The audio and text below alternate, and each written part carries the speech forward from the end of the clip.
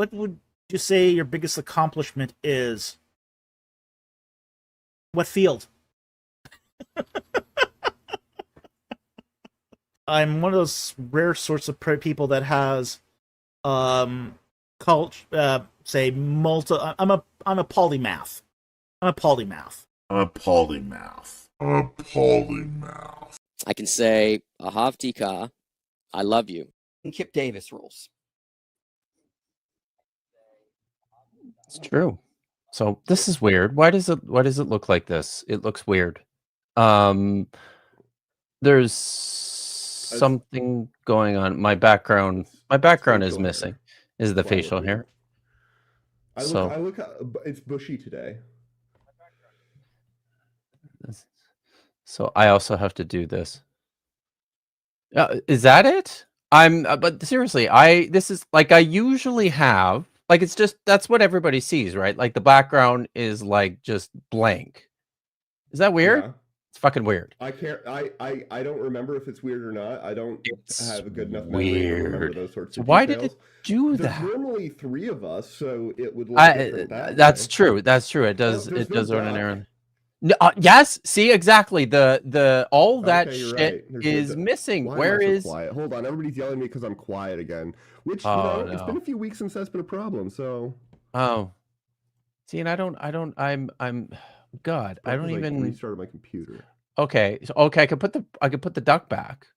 Can I? There it is. Put the duck back. Got that. Oh yeah, there we go. There we Sorry, go. chat. Oh yeah. Background. There. I don't know how the fuck that happened. I don't know. I do not know what that was, but thank God. Thank God it's over. We fixed it. Everything's fine. Everything's better. Vandy's beard looks normal, ish. So that's good. Yeah. that is the goal. Hey, how you doing, Vandy? I'm doing well. How are you? Pretty good. I'm a little tired. I tried to sleep, and I did not sleep well today. So which is like it's really the first time since like inverting my schedule that I've just like not been able to sleep during the day. So who knows? Dude, whatever you do, just don't let this happen tomorrow night, because like Maya will chew your ass out if I mean, so yeah, so be good and get some sleep. Look, I'm always good. Oh sure, okay. Where'd you go, Niddy? I saw, there it is. Okay, so yeah, so Niddy is unable to join us this evening, so it's just the weasels and me tonight.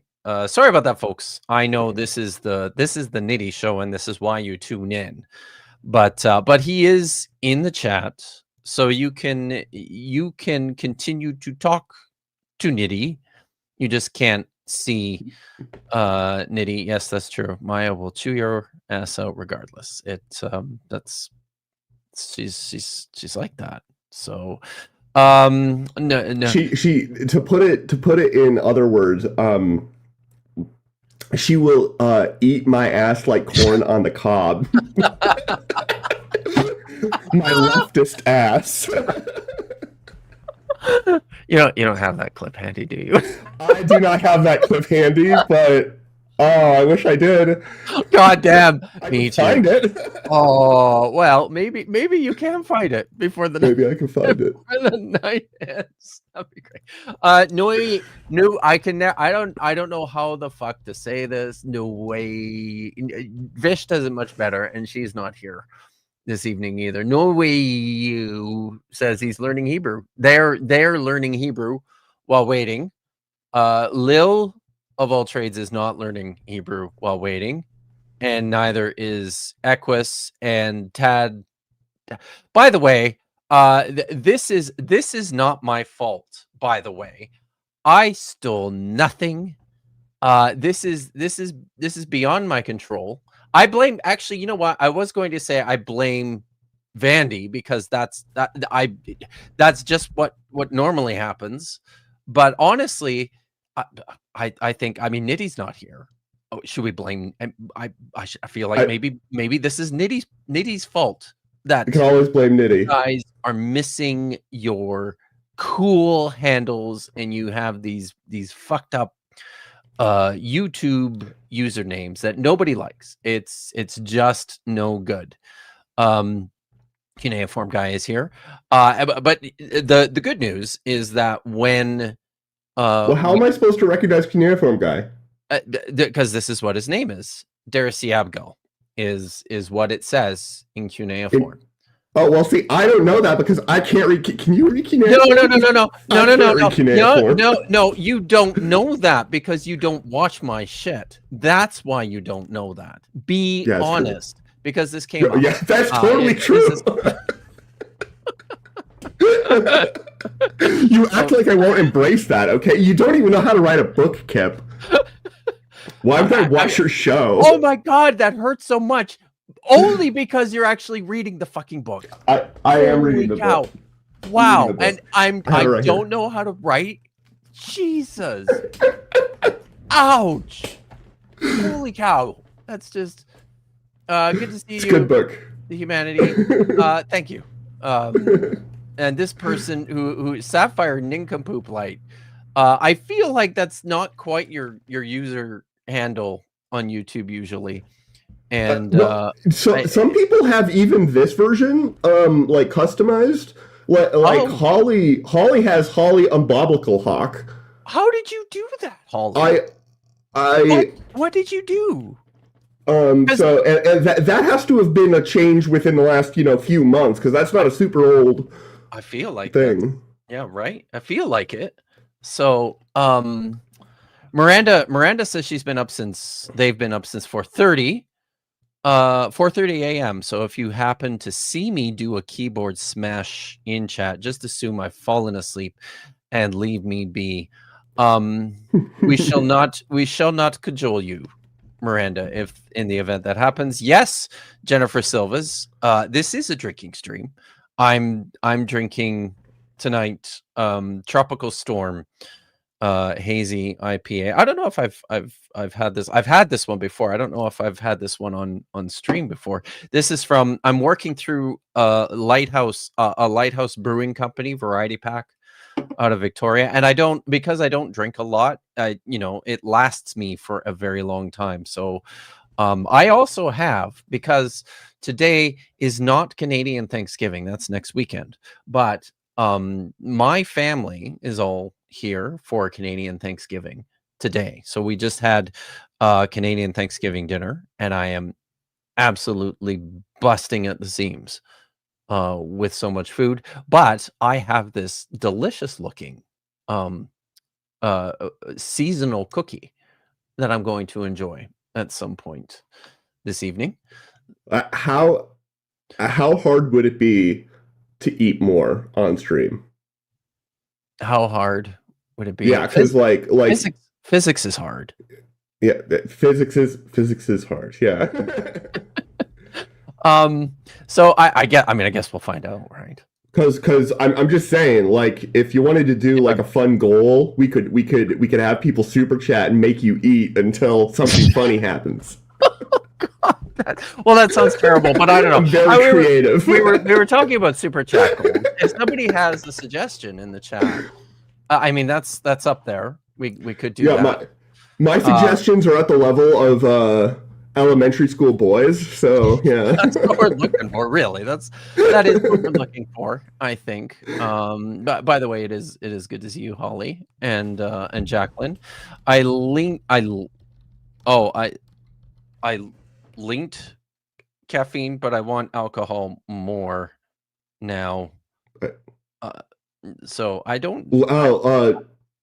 I don't know. I also don't know, but it's good. It's good. Thank you. And yes, alcohol. I want caffeine. I mean, I don't really know how you turn a W into an E into an L and an E. Hard to do, dude. It really is. Yeah. But I've seen stranger things. We got a couple of super chats, member chats. Jennifer Silva's. Thank you. Bearded dragons. Is this when we're on screen? and Niddy is not here. Maybe we should be the bearded dragons. Ooh, You yeah. into that? I'm into that. Yeah. I think that tracks. So here we are, bearded dragons. I feel like I need to go back and actually change the stream title now, just to bearded dragons. And Tad, who's been a member for 4 months, says, "Ha tikva, ha tikva." Dr. Tapioca Weasel, specifically not you, specifically you, not Kip. Not Kip. Okay. So, ha tikva from Taj, Dr. Tapioca Weasel. I hope. Ha tikva. Yes. Yes. That is how we do it here. I can say Ahavtika, I love you. That's how we do it. So, did he say it right? He said it. So the story behind this is that you hear Dr. John Mead correctly pronounce Ahavtika,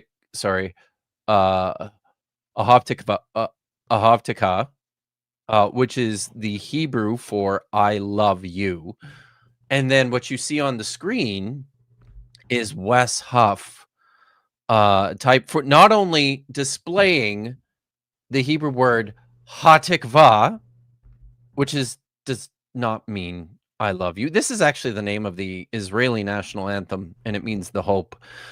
But then he goes a step farther and he separates it out into its constituent parts, which are supposed to mean "I love you," but it's not a word that means "I love you," so it's just a fucking mess. So that's what you're looking at there. So that sounds expected. It sounds like a thing, right? Yeah. Doesn't it? Yeah. Yeah. It's totally a thing. Tad is sad. Look, you can change your handle, Weasel. I'm not a smart weasel.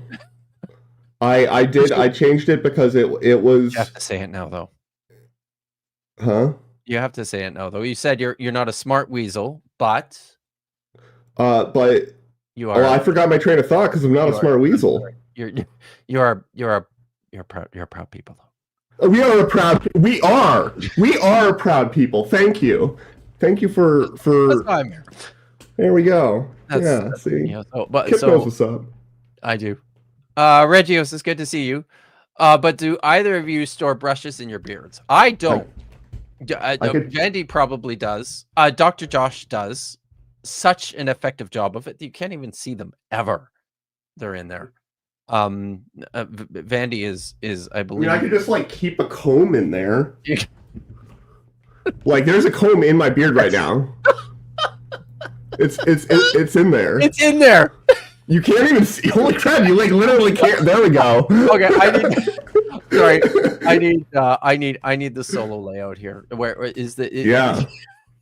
See, there's a comb in my beard, and if I didn't tell you, if I just you guys would just never have known. He could have showed up on screen, and you never, you never would have known. It would have been, yeah. I did write a book, Misinterpretations. It is called God's Propaganda: Pulling Back the Curtain on What the Bible Wants You to See. It's if you read the review by Joel Edmonton Anderson, which tracks because Edmonton is terrible.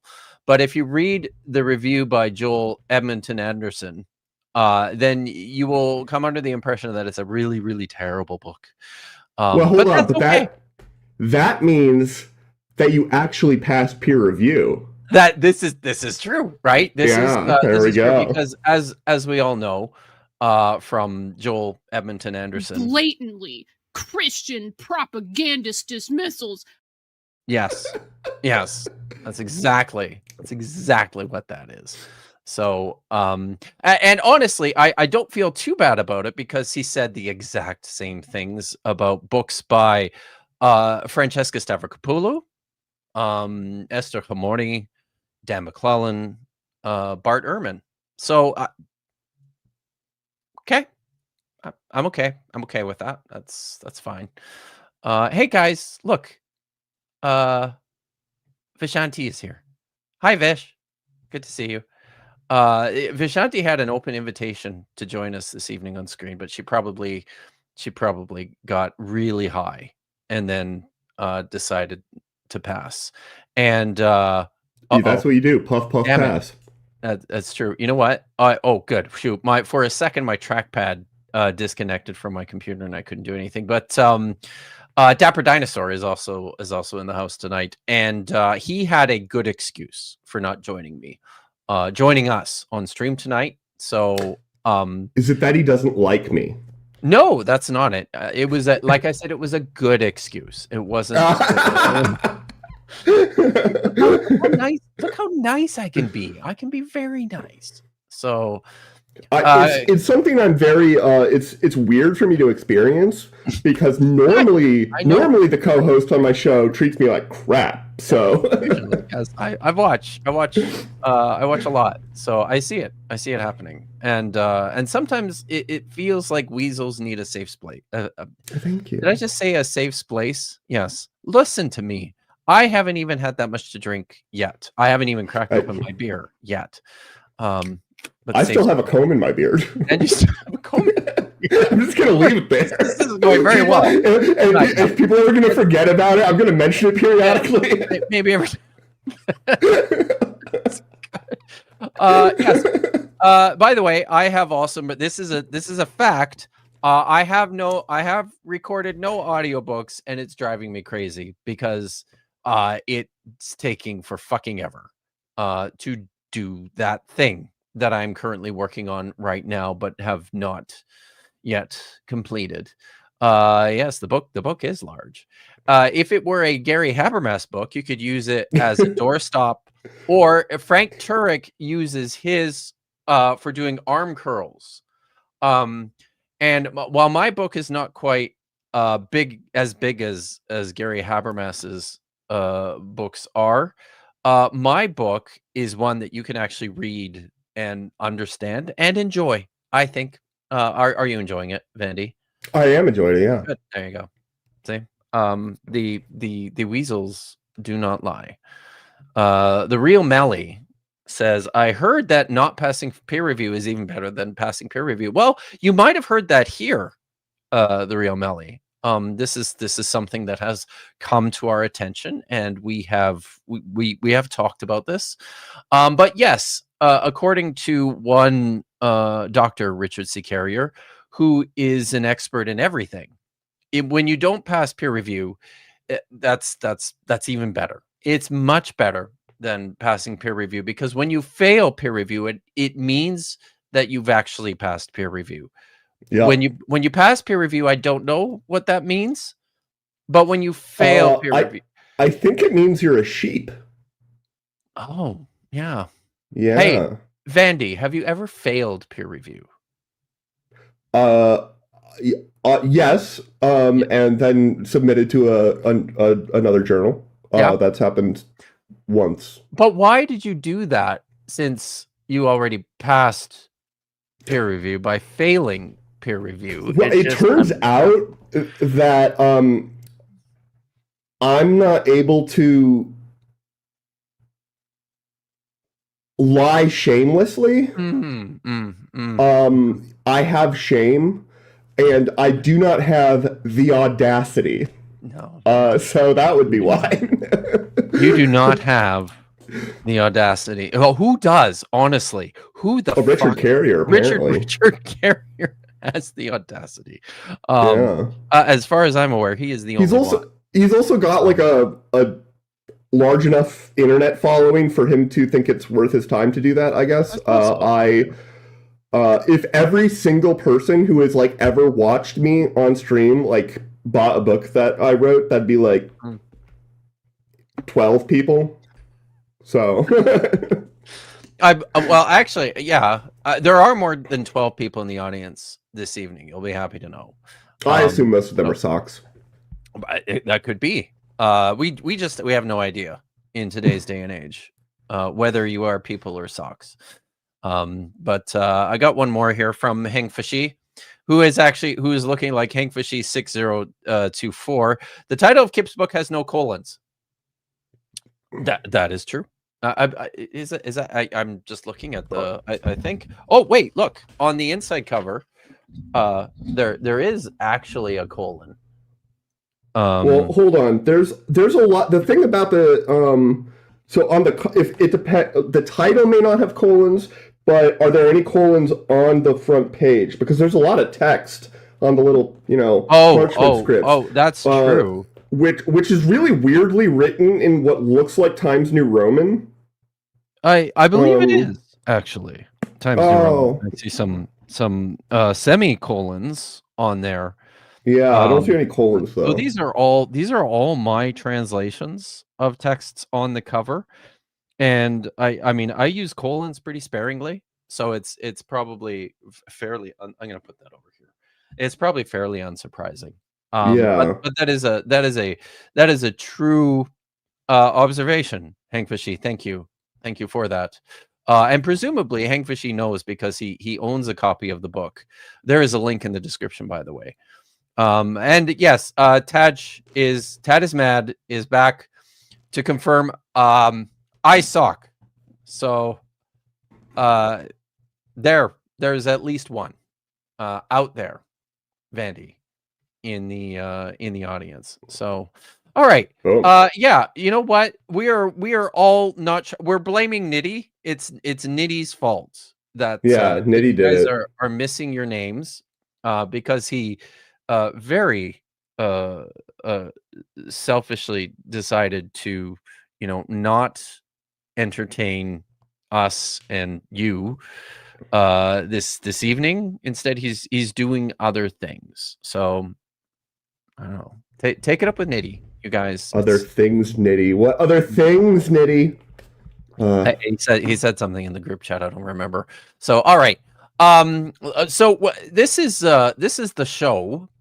If you're new here, please raise your hand and let us know. This is not true. Everybody who knows me knows that if I want to tell a lie, it's usually not possible. So I'm not good at it. So I mean, I could. Are you one of those people who like if you're being interviewed for a job and they're like, "What's your biggest flaw?" I'm too honest.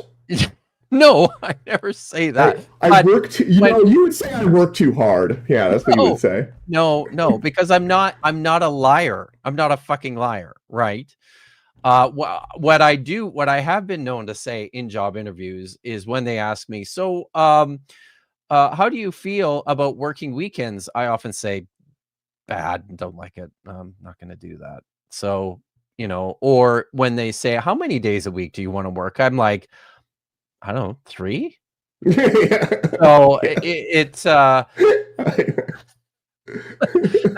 that's how those usually go, right? So but this is, so if you're new here, I thought I saw a few hands, but if you are new here, then you should know that this is the show that is, it's really I used to think it was the pre-show for Bad Science Sundays, but it turns out it's the pre-show.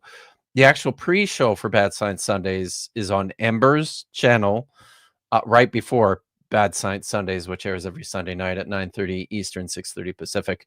And so this is the pre-show. Everything about this show has just been completely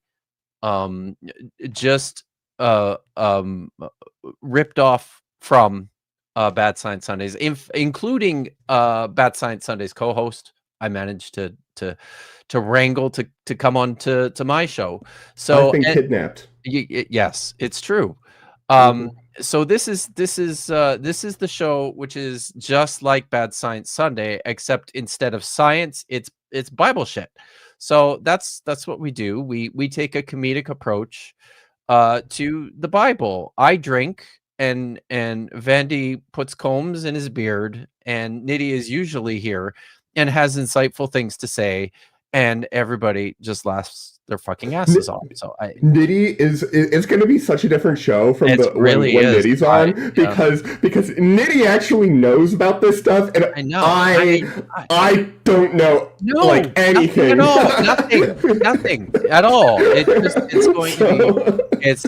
going to be strange. It's going to be. We have no idea what's going to happen tonight. I hope wolves show up. I'm not optimistic. Me neither. But we could still do a wolf count. Just in case. So it might still be. Do you still? It might still be on the. Vandy has a whiteboard. Yeah, so it says it's wolf sightings, and then it says nothing. I think that was that last week. You saw no wolves, or was it the week before? So yeah, well, it actually says 2. It wasn't. So the nothing wasn't about the wolves. The nothing was about what somebody meant by something, and it was just words that didn't have any content. So it didn't mean anything. I'm gonna leave it for now because that's probably not going to be relevant. And we can also interpret it as a number of wolves. So yes, that's the fun thing about the Bible is you can often interpret it any way you want. I mean, people do, so why not? So we have usually Maya is involved in the selection of videos as well. What we did last week, and I thought it went really well. I decided we would repeat it this week. So you will notice when you stumbled into this godforsaken stream that there is a poll in the chat pinned at the top. Please make sure you vote in the poll. We have 3 choices of videos to watch tonight. We usually never, we never get through even. We're lucky if we get through 1, but we're seriously likely certainly only looking at 1 video tonight, but there is a choice of 3, and Vandy's going to bring these up one at a time and let you know what our choices are. Make sure that you vote in the poll. Oh wait, I have to do something here, don't I? You have to put the So video number 1 is from Ward Radio, and it's called Paul was definitely the worst apostle. Tell us about Ward Radio, Vandy, because you have some experience with these guys. Oh yeah, Ward Radio. I'm stunned they only have 58,000 subscribers. Ward Radio is great because they are Mormon or claim to be Mormon, and this is like these 2 are like the main dudes that are always on there. I don't know if she's always on there. Quaku's often on there, and this individual is an icon of the Mormon community, and they have some wild takes about stuff. But like, I think they're like good guys. Like I'd be fine like sitting down and having a meal with them and being like, why does your brain work the way it does? How does it do those things that it does? In the streams, it's quite fascinating. Yes. Yeah. All right. And they're basically going to go into a bunch of conspiracy stuff or controversial theories about Apostle Paul and his impact on Christian doctrine. In this comprehensive analysis, this is a 33-minute video. There isn't a chance in hell we're even getting through like a third of it. But it's funny that this is a comprehensive analysis. Like a comprehensive. In the space of 33 minutes. 33 minutes is a comprehensive analysis of the Apostle Paul and his impact on Christian doctrine, as though you couldn't write several Gary Habermas tranquilizers on that subject. It's true. It is. This is known. Yes. So that is choice number 1. I believe that is choice number 1. Choice number 2 is the real world of textual criticism, biblical manuscripts, canon, and more from our friends over at Bible Nerd Ministries. I've never heard of these people before, but they have me neither. 273,000 subscribers. Oh, go away. How do I not know of these people? I probably because it's bad? I don't know. It's astonishing. No, I know why. You're not really a Bible nerd. You're not really that into the Bible. Hey, dude, listen. I fucking love the Bible. I fucking love the Bible. It says so. I wrote a book and everything, and it says so. I could show you. It says it right here on page something. It's in. Yeah. See. Here it is. See. Page 462. It says, "I fucking love the Bible." Do you see that? It says it right there. So it must be. Yeah, true, it does. You're right. because It I does say wrote that. it down and decided it was a good idea to publish it for everyone. Man, people are gonna be. There's a certain type of person. Although I don't know if they're getting to page 462. Are they? Oh, Is it? God, no. Are there people who would be on board up until page 462 and then be like, nope, swearing, nope. Oh, Well, like maybe, like I don't. maybe. I doubt it, but like it's possible. Yeah, that's fair. That's fair. My parents certainly aren't sticking around until page 462. So yes, but anyways, textual criticism. I'm just looking at this. It says it's a hot topic since hot topic online after the Joe Rogan and Wes Huff podcast blew up the Christian side of the internet. Just the Christian side of the internet. Wow. Okay. Yeah. So that's choice number 2. I do know that Dr. Daniel Wallace is the star of this particular video. So that could be fun. That looks like a fun show. There he is. All right. So what's number 3? Chilling. Yeah, he's a chill dude, right? And we got this guy. Oh yeah. 7 incredible facts that will blow your mind. What's this guy's name again? Devin or something? I don't. Is his name listed? I can't remember. I know that he, Prophet Zod covers this guy a fair amount and talks about his dreamy eyes. Mm-hmm. He's got very dreamy eyes. Yeah, it's true. But dreamy to the point of like terrifying, or yeah. This little guy, he's got his whole own like affect thing that like kind of freaks me out. Also, he loves. I feel like he uses the word "soon" incorrectly. He talks about Jesus's soon return, and I'm pretty sure isn't "soon" an adverb? It is. Yeah. So you can't use it as an adjective. Yeah. Or you shouldn't. I think so, but yeah. But he's got a lot of subs. He's got 448,000 subscribers. Holy shit! And this video has done pretty well. It's got over 500,000 views. Good lord! So that's certainly the most popular of the videos we have on deck tonight. But I think Hypatia Stanhope is onto something here. She suggests that he looks like Ben Shapiro. He kind of does, except for the eyes. Yeah. But you know, there's some Ben Shapiro energy coming through here for sure. So get your votes in. I think I opened it at the start of the stream. So I wonder if I can see how many people have.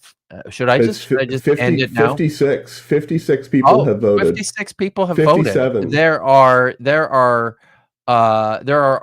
over 70 people watching right now. So I feel like we need to get a few more. Excuse me, a few more in there. But yeah, he's yes, very true. He's the Seventh-day Adventist, Ben Shapiro. That's accurate. Yeah, no way. You also says I'm not ready for any of these 3. I'm getting there. I'm working my way through this hazy IPA before I move on to my Thanksgiving cookie. I also have a glass of wine, so I figure I'll be there when we're ready to go. So yes.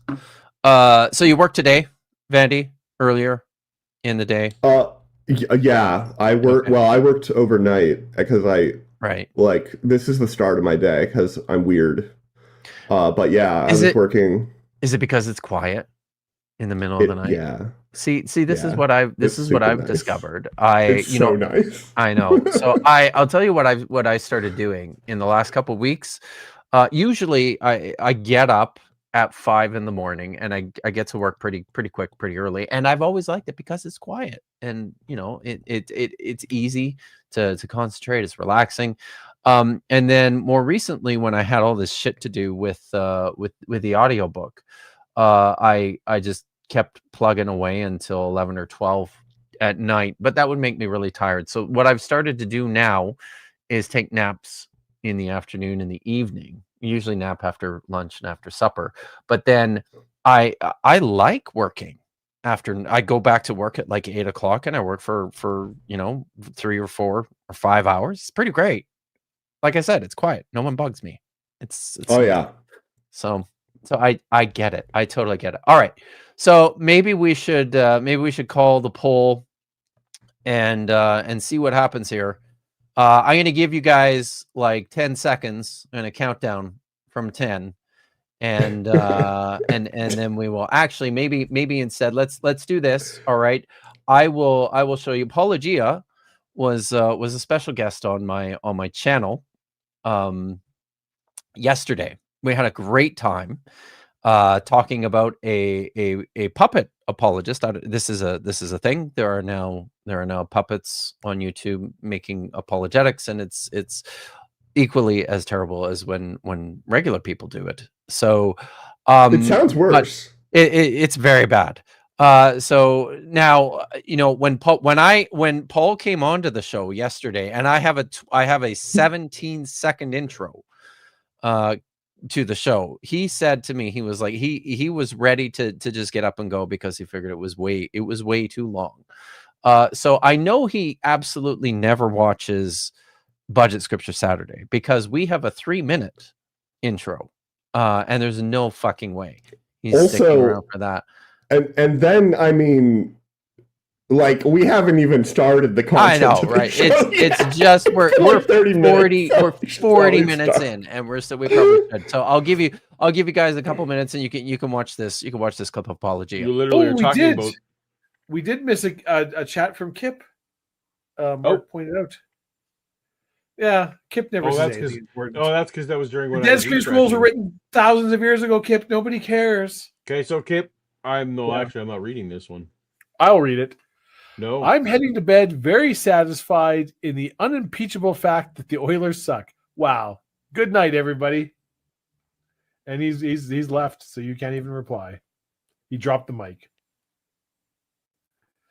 That's it. It's the only reference we need to make to that tonight. Moving on. Yeah, fuck. All right.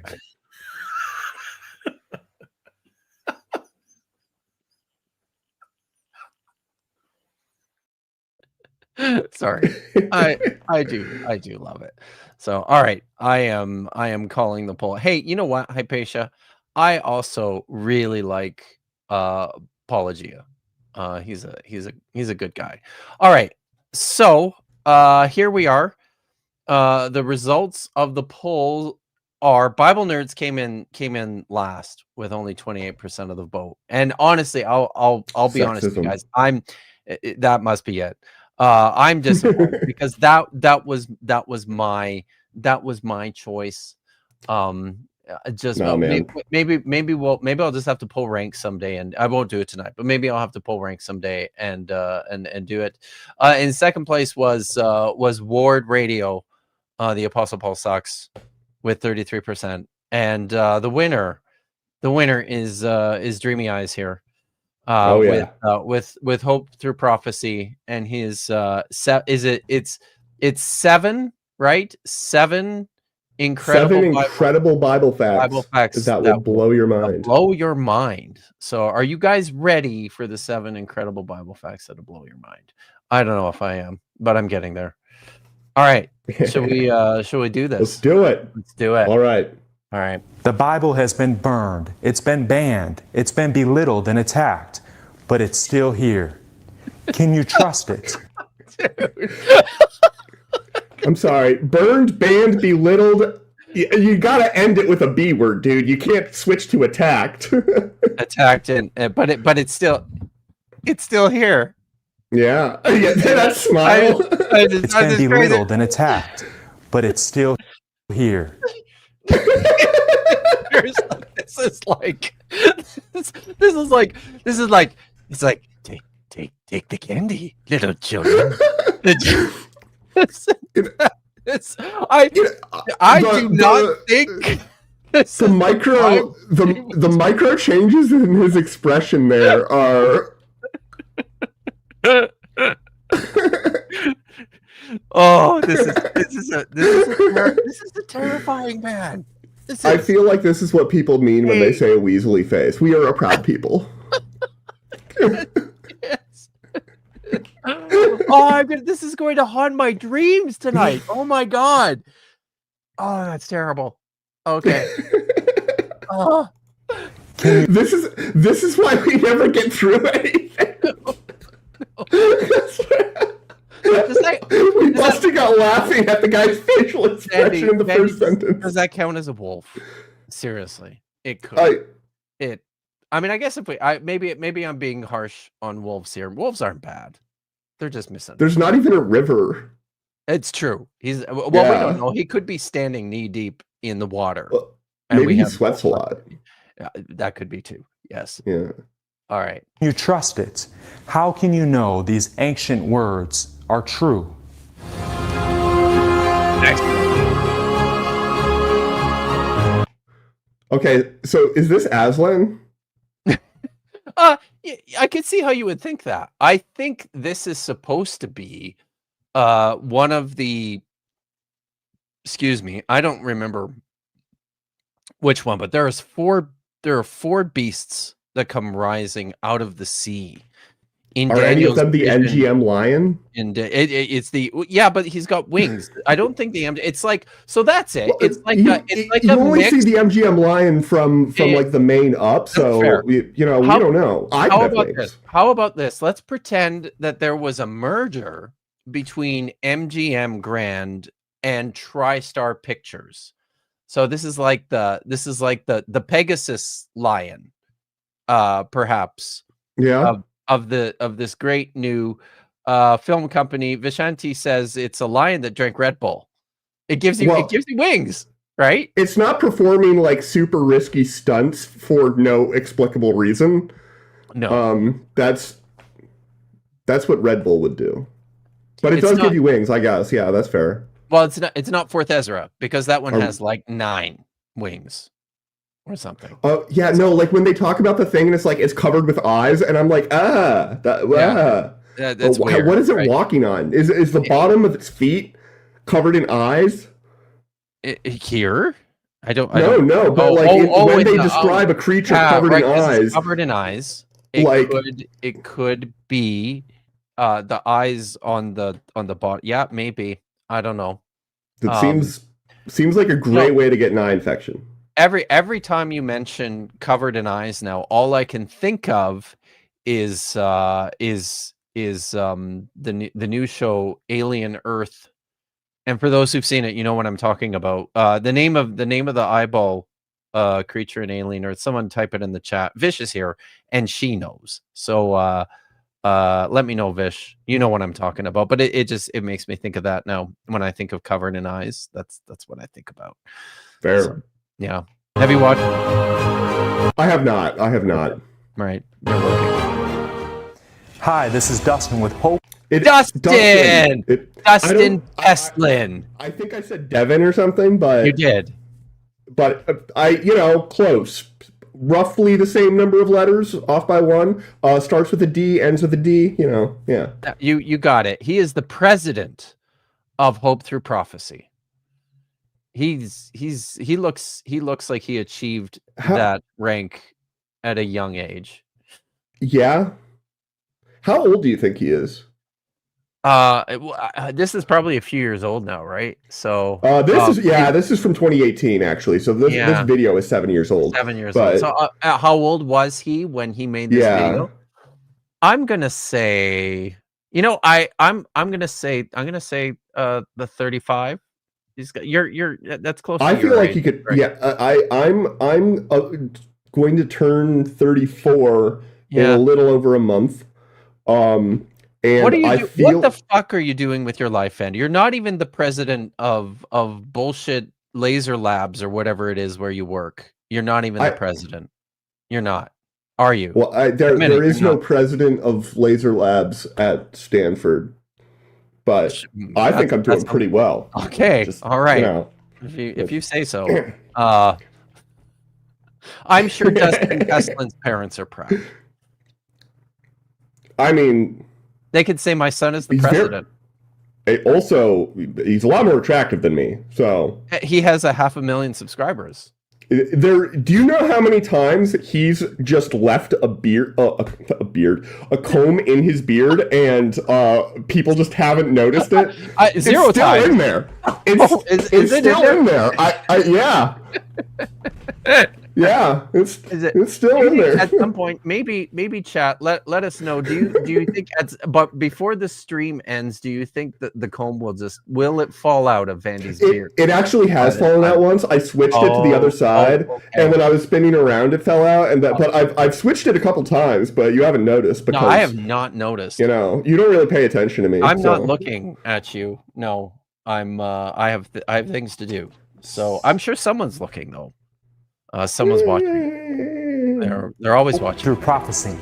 Today, we will consider 7 undeniable facts about the Bible. Undeniable subscribe to this channel. And click the undeniable. The facts are like that, right?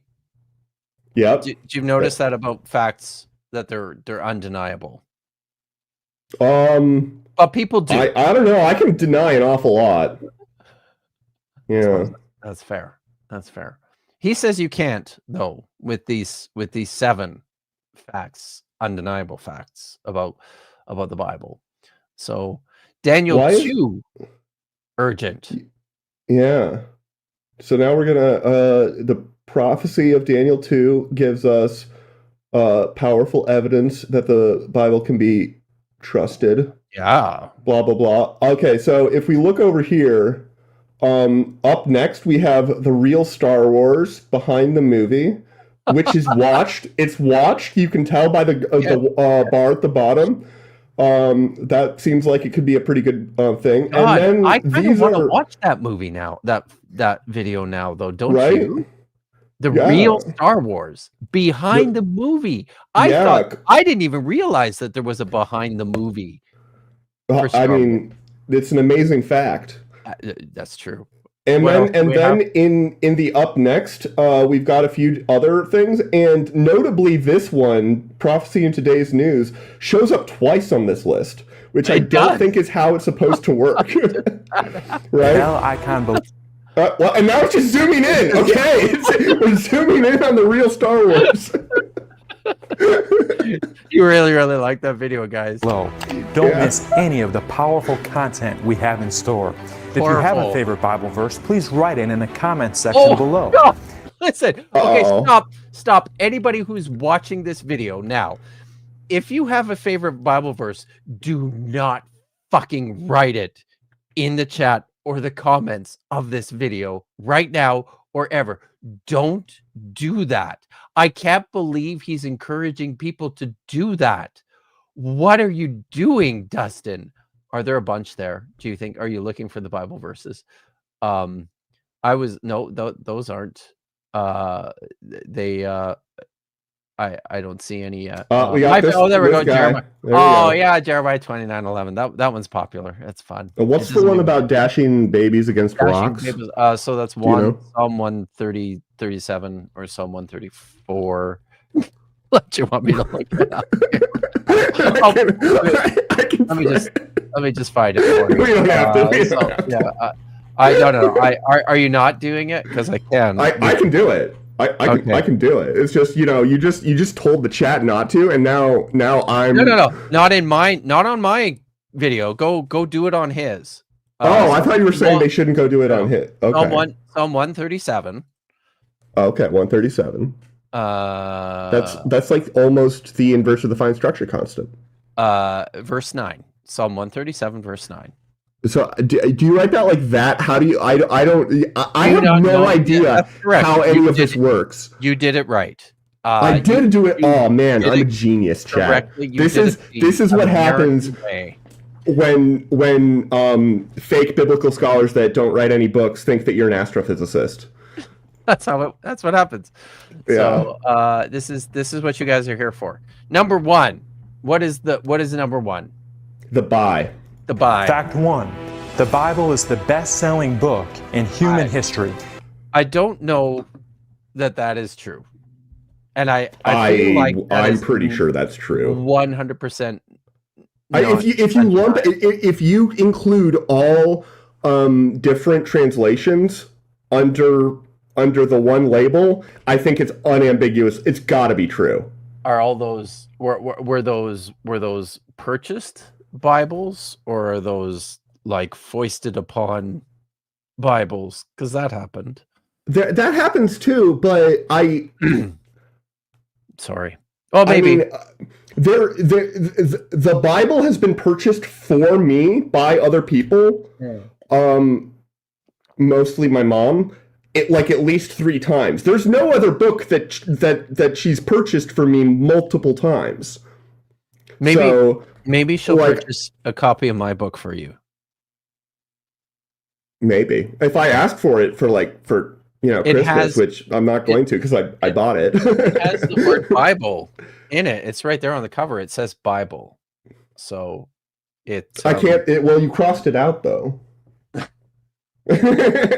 I've had people have one person has made that complaint before. It's happened. So yeah. Okay. I don't know. I feel like this. Okay, so this is possibly true.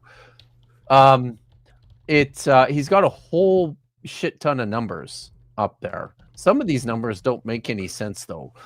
474.4727325 Bibles.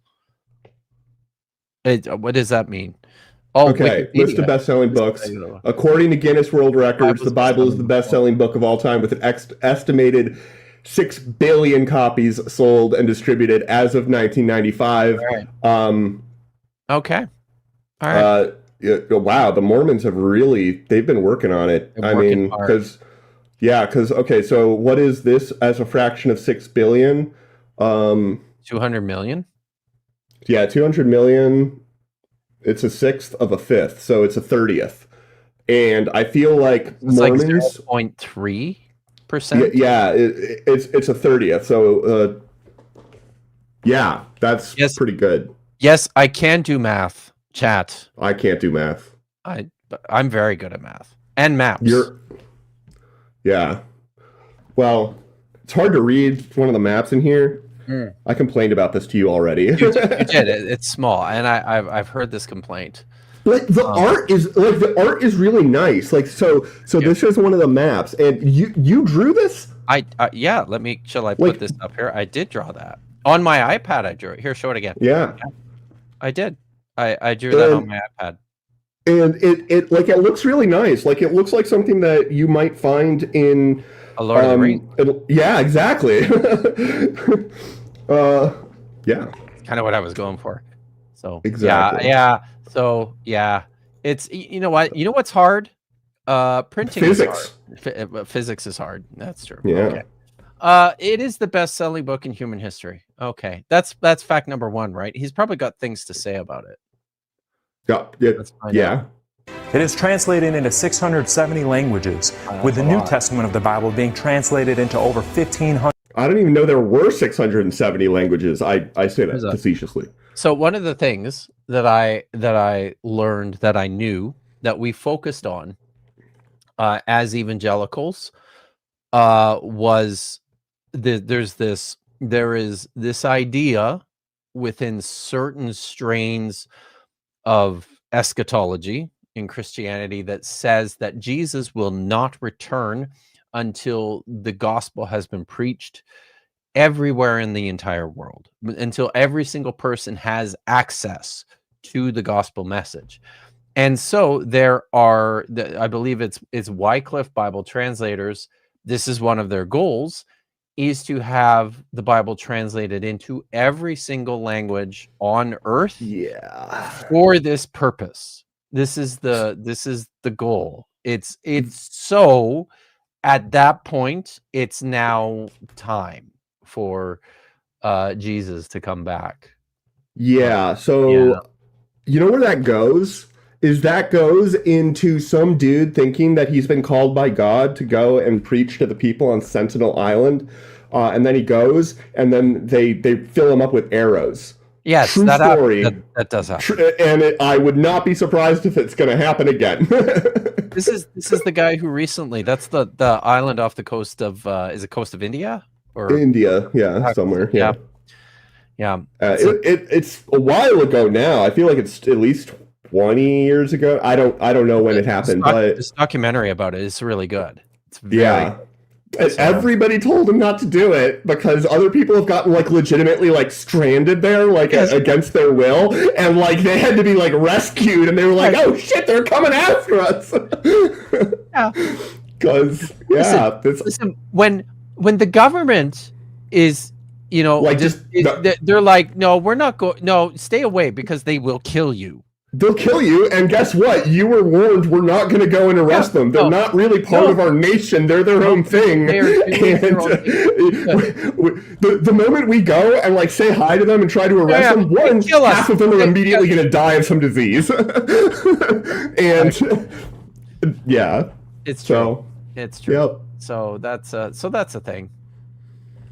100 languages.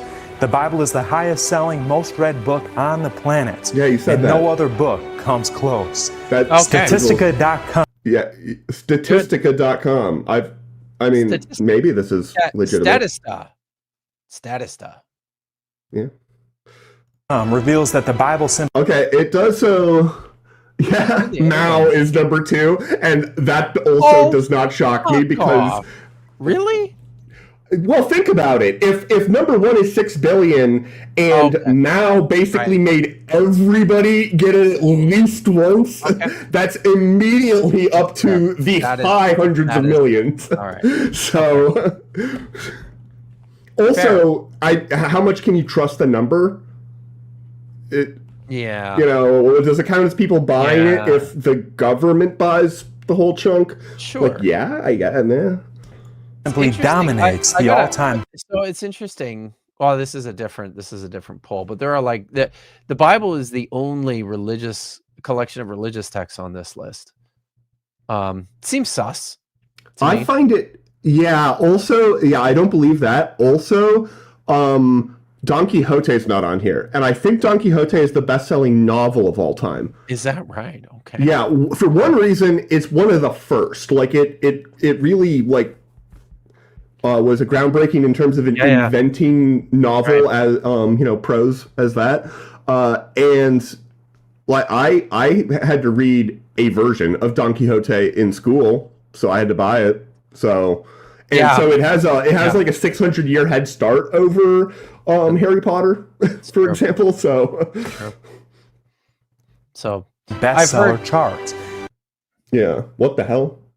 The Guinness Book of World Records estimates that this number has grown to over 5 billion. According to the Bible, God is the true author of this best-selling book. Wait a minute.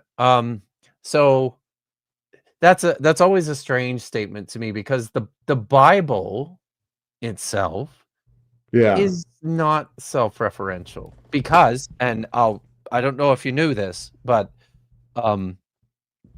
excuse me, up to the point at which the very last book of the Bible was written, there was no Bible.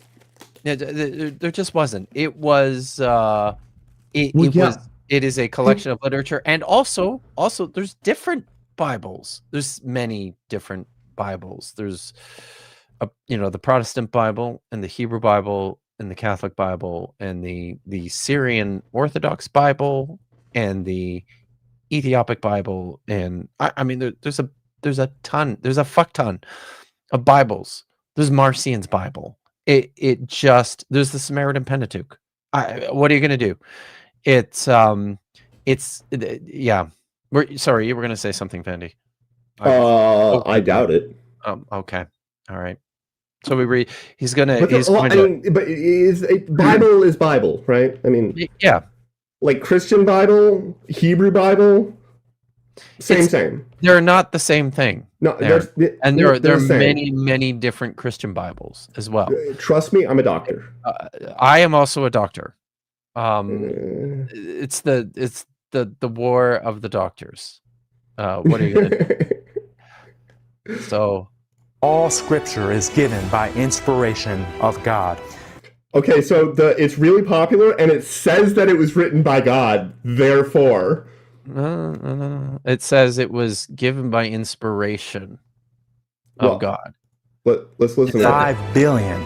According to the Bible, God is the true author of this best-selling book. See? All scripture is given by inspiration of God. Fact 2. The Bible has survived the. They wrote it. It doesn't say he wrote it. It says it was given by. Well, he said the true author. But that's not what the text says. He cited a text, and that's not fucking what it says.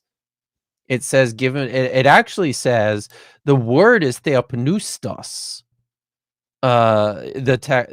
Scripture, all scripture is theopneustos, which means literally God breathed. Which is that what defines scripture though? Scripture as fuck isn't writing. Nobody has a good definition of scripture. Nobody. I feel like that would be a definition, and then you can't use that to defend it because it's just like by definition. Simone makes a good point. Also, like we have like the originals of the Quran, basically. Oh, see. Oh my God! It fell out. We saw it. The comb fell out of the beard. Yeah. It's over. So. But the Quran says it was written by God. Okay. Attacks of men.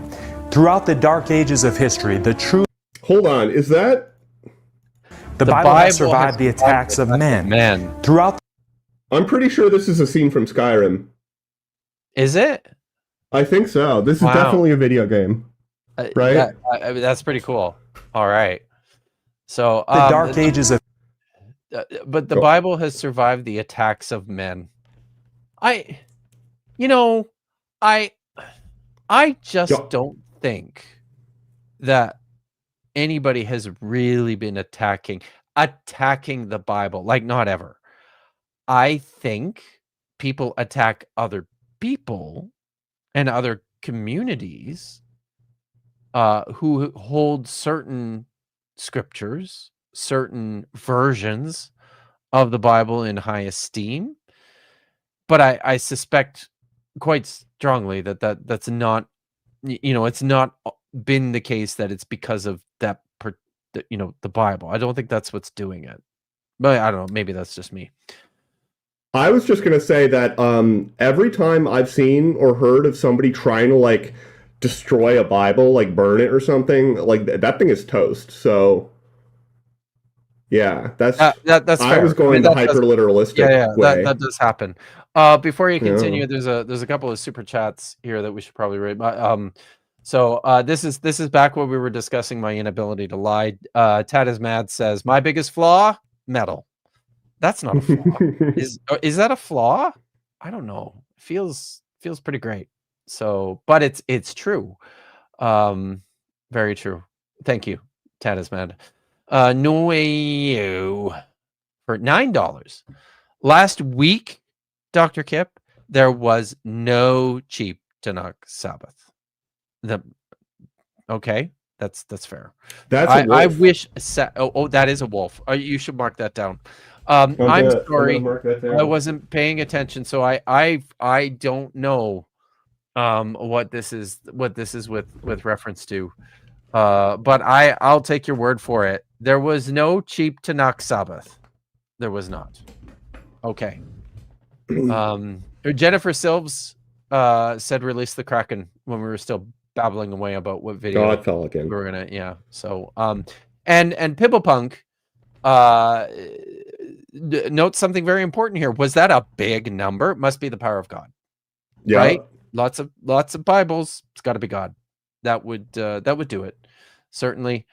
Prixie Purple has been a member for 4 months and says this chat was written by God, therefore it's true.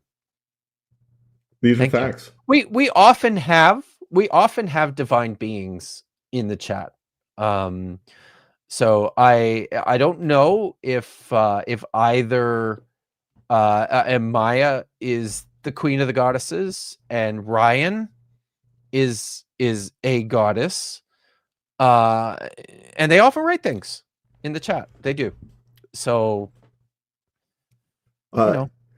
Dapper asks, can we ask Vandy to elaborate on the idea that we have the original? I don't mean like we have like literally the very first like copy, but my understanding is that we have a chain of manuscripts that goes back to very near like very early on, is my understanding, at least in comparison to what we have for any of the books of the Bible. It's definitely a night and day comparison for that. But okay, that's to say we have the originals is like it's an exaggeration for sure.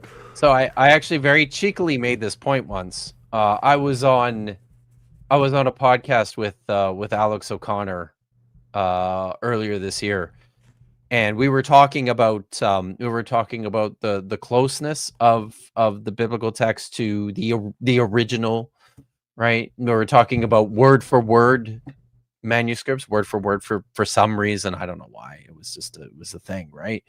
And I made this point. I said to him, listen, if you want a manuscript tradition that's word for word, I mean, that's out there. Yeah, it is. You're not gonna like it though. It's because it's not the Bible. It's actually it's closer to the Quran, and there's reasons for that. There's very, very natural human reasons for that. But you know, that's what we have. So yeah. Yeah. I'm really annoyed that YouTube has fucked up the usernames again. Or Niddy. So I'm really annoyed that Niddy fucked up the usernames again. Yeah, I'm really annoyed that Dapper is here trying to get me to appreciate nuance. It is unwelcome nuance. Okay. So honestly, like the dinosaur, he pay no attention. He's just pedantic and annoying. So you can ignore him. It's okay. So of history, the truth of the Bible was covered in darkness. The Bible has been banned. The decree of the Council of Townhouse made by the apostate church of that day. The Council of Townhouse. I've never heard of it. I've never heard of it either. But I haven't. Well, yeah. But honestly, I kind of want to live in a place called Townhouse. I don't know. It's just I've lived in a townhouse, like you know. Yeah. What do you call it when you live in a townhouse in townhouse? Is that it's like being being in a dream within a dream? That's like that. Some Inception. I feel like you're living the sort of life that like every teenager absolutely hates because it's like the epitome of boring suburbia. It's yeah, true. Yeah. Right. Whereas maybe I was always weird. I always was totally thrilled with living in boring suburbia. Oh, dude. I was like, yes. Dude, I have a question. Everyone. Is the Council of Townhouse the condo board?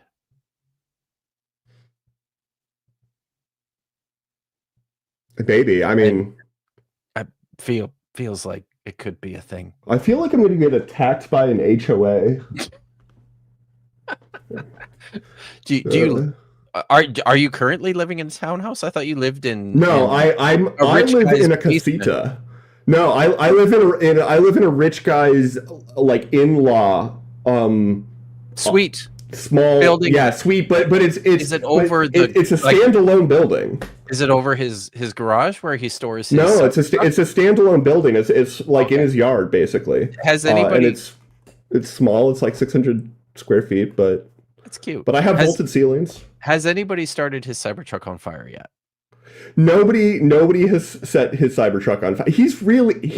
I know you said he's very nice. I love my landlord. It is baffling is he watching right now? I doubt it. I don't think he knows that I've started doing a show on Saturdays as well. He knows about your Sunday show. Yes. He knows about Bad Science. Has he watched Bad Science Sunday before? I think he's watched like one or two, but he is very like he'd probably be happy to come on Bad Science Sunday, but then people would end up insulting him about the Cybertruck thing, and then he'd raise my rent. So be careful what you say, Vandy. This is it's not a family show, but yeah, who am I kidding? So, all right. We prohibit also that the laity should be permitted to have the books of the Old or New Testament, but we most strictly forbid their having any translation of these books. That sounds exactly like what a condo board would say. Right? I think you're onto something here. I think it was the condo board. It's like the house number has to be in this font, okay? The paint that you use for your mailbox is 2 shades off. Oh, man. They're having any translation of these books. The Bible has been burned, according to the ruling of the Council of Terra-Jonah of AD 1234. The Council of Terra-Jonah. I mean, these sound like they were like created by like a D&D campaign generator. I mean, not Townhouse so much. That doesn't sound like it. But Terra-Jonah. Terra-Jonah? Is that like is Terra-Jonah what happens like when instead of a whale eating Jonah, like a terrarium eats Jonah? I was thinking when Jonah gets spit up, he gets spit up on the land. Right? And then he named this place Terra-Jonah because that's where he ended up. So, did you mute yourself? I feel like you did. I think I can't hear you. Did you mute yourself? Or did you unplug your mic? Or nobody can hear what you're saying, dude. Or is it me? Can you guys hear what Vandy is saying? Can you hear what I'm saying? What is going on? Somebody let me know. Who can you hear? Can you hear Kip or Vandy? Can't hear Vandy, can't hear Kip. So apparently they can't hear you. Something happened, dude. Maybe try and did I mute you? I didn't mute you, did I? I did not. Okay, so he left and he's going to reload and come back. So Kip, yes. Weasel, no. But this is the answer to every question. I feel like it. And this is a first. Thank you, Maya. So I'm just scrolling back and looking at the chat here to see if there's anything interesting while we wait for the weasels to return. Oh, Vishanti has noted that they're literally ripping off Toto's soundtrack to Dune. Yeah, kind of feels like that, doesn't it? But that's sort of how these guys go. Boy, he's not back yet. I think he might be restarting his whole system. So let's see. It's probably, is it Niddy's fault? Is that it? Did you do it, Niddy? I feel like it's probably. Oh, there he is. Oh, Vishanti is here. What the hell? It's Vishanti. I wasn't expecting to see you. I mean, you only have one person. Oh, there he is. He's back. Right. I mean, you can totally. I can hear it. He abandoned. You abandoned me. You replaced me that fast? Oh my god! Wow! Wow! It's not hard. Betty. The truth. The truth. Betty, the truth is, It's not hard. That's what she said. I guess so. That is what she said. Physics is hard. Physics, but this is not hard. So, but welcome back. I'm happy you're back. So, but yes, but mostly because you also have the video. Yeah, and, let me get that back up. And how you doing, Vish? I'm doing. It's funny, like earlier when you were like, "Oh, she probably got high and decided to skip." Like I was sober as a newborn. Oh my god! Wow. So, I mean, I'm not now, but all right. She has to. Yeah, when she's sober, she can't tolerate this. She can't do it. Is that it? That's it. When you're sober, you can't do it. Speaking of newborns, my grandson was here this evening. He's 3 months old now. Oh. Yeah. He's like the cutest baby on earth. Anyways, we're watching a video, Vish. You've been paying attention. Yes, you were in the chat. Yeah. You commented about the music. So literally. Yes. Yeah. Right. Yeah. Yeah. It's the last little third bit that I was singing there. That's the only part they really change. That's wild. Like I watched that movie so many times. Thank you, AI. Indeed. Right. No one may possess the books of the Old and New Testaments in the Romance language. And if anyone possesses them, he must turn them over to the local bishop within 8 days after the promulgation of this decree, so that they may be burned. Oh, Men and women. Wait, that explains it. It's not Tara Joe. It's not the promulgation of this decree, so that they. It's not Tara Jonah. Dude. No, it's. But it's obviously a soft G. How do you have soft G with an O vowel? Right. That's a hard vowel. You can't do it. You just can't do it. I mean, you absolutely can. Like Jofer, right?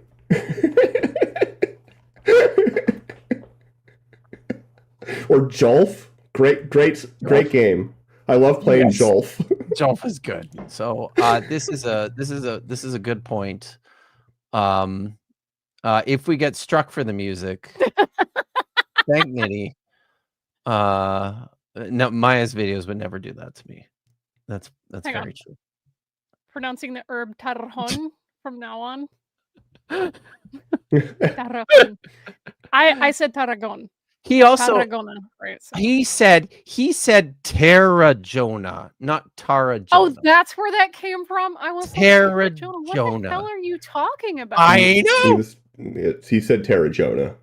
Tara Jonah. We came up with a whole lore. Like there's, it's like we were like, and this is where the fish, spit him up, vomited him up. It was it was Jonah. And no, being I swallowed is a by soft terrarium.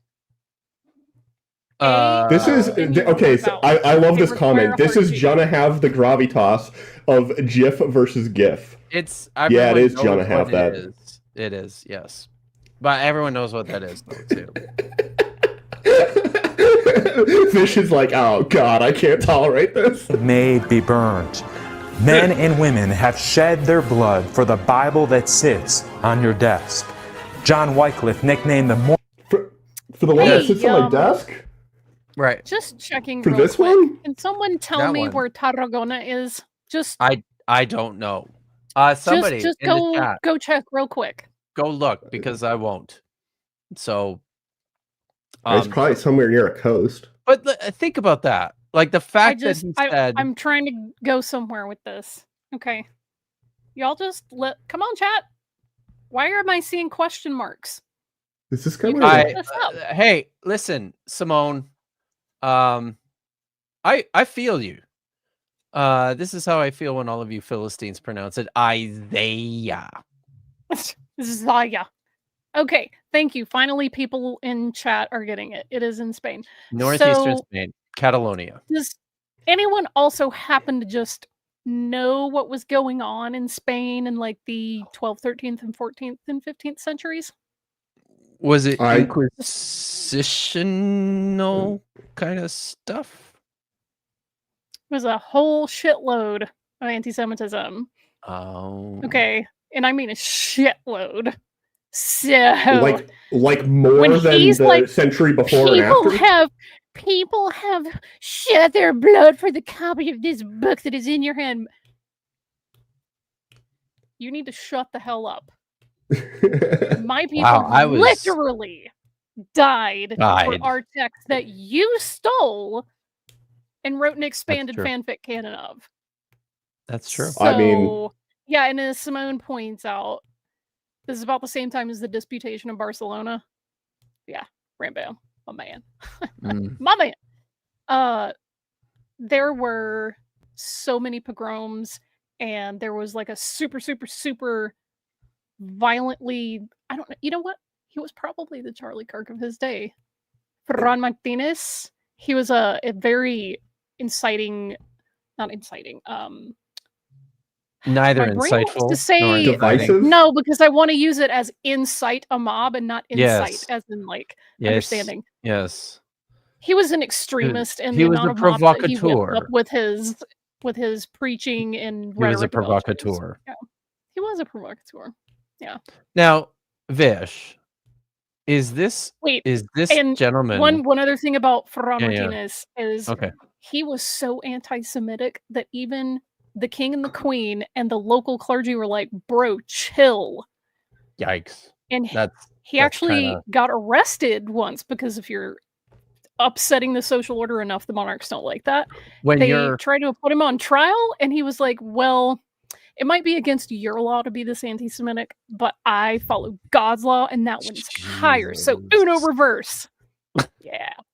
Vish. Yeah. Is this a statue of that guy?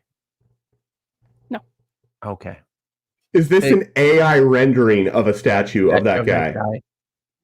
No, because that is actually a human language in the back. Is it? Yes, it is. They've gotten better at that, though. I will say that. But this is this like a style of hat that I'm unfamiliar with? Because it could be. Yes. It's it's a medieval. It's a medieval clerical. To me, that looks like that. It kind of looks like somebody put some tidy whities on their head. I'm just saying. I mean, it does. It does kind of look like that. Did you ever see the movie with Drew Barrymore called what was it called? Forever more. I don't know. It was something like. Do you know the one I'm talking about? We definitely saw that one. Shut the fuck up. That very specific movie. It's got Drew Barrymore in it. It's like a retelling of Cinderella. Do you know the one? Ever After. Thank you, Ollie. No. Leonardo da Vinci in that movie wears this hat. Okay. Yeah. So. Morning Star of the Reformation was the first to translate the Bible into the English language. As a reward for this great act, Wycliffe's bones were exhumed and publicly burned, and the ashes were thrown into the swift river. That sucks. Yeah. They love to burn people in effigy, by the way. That's a big thing. Is this burning somebody in effigy? Burning in effigy is like when you're burning a representation. If you're just burning the person, that's just like horrific murder and or execution. Yes, but Wycliffe, it was his body was exhumed and burned. I don't believe he was. Was he? Well, so you're proposing like a mind-body dualism, okay? But the body is the person. That's fair. He was already dead, though. It's like it's like being cremated, really. Yeah. So John Huss and many other Bible-believing Christians met the same fatal end. The Bible has been belittled.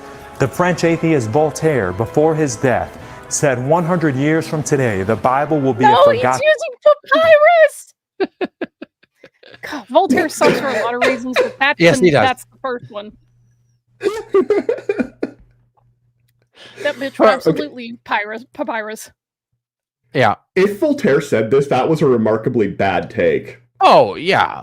Of course. He had more than one bad take. Yeah, but it's just like, you don't... That's just like... unrealistic. It's completely absurd that would be the case. Latin book. Ironically, 100 years after his death, Voltaire's own home site was used to distribute Bibles for the French Bible Society. So ironic. No. Wow. The Bible got the last laugh. 35 clearly states the scripture cannot be broken. I bet there's a context. What translation is that? I bet there's a context. I'm gonna go look this up. I'm looking it up sounds myself. Fake as hell. John 10:35. That's in the New Testament, everyone. Gee, really? Even I knew that. Wow, awesome. So, okay. Oh my god. It says. Wait, which translation are you using? Translation. I'm looking at I'm looking at the Greek. If these ones spoken by God, for whomever is the word of God, for whomever the word of God has come, also is not able the scripture can be nullified. Okay. To basically undo the scripture. So I mean, it basically cannot be nullified. It cannot be nullified. Yeah. So I have the NIV because that's what my mom got me. And it says in 35, if he called them gods to whom the word of God came and the scripture cannot be broken, but there's a bunch of hyphens and I don't really know what I'm reading. Hyphens. Yeah, it's because it's got are they like so the are they M dashes? The scripture cannot be broken. There is one word before that, which is and on either side it is. Are they M dashes?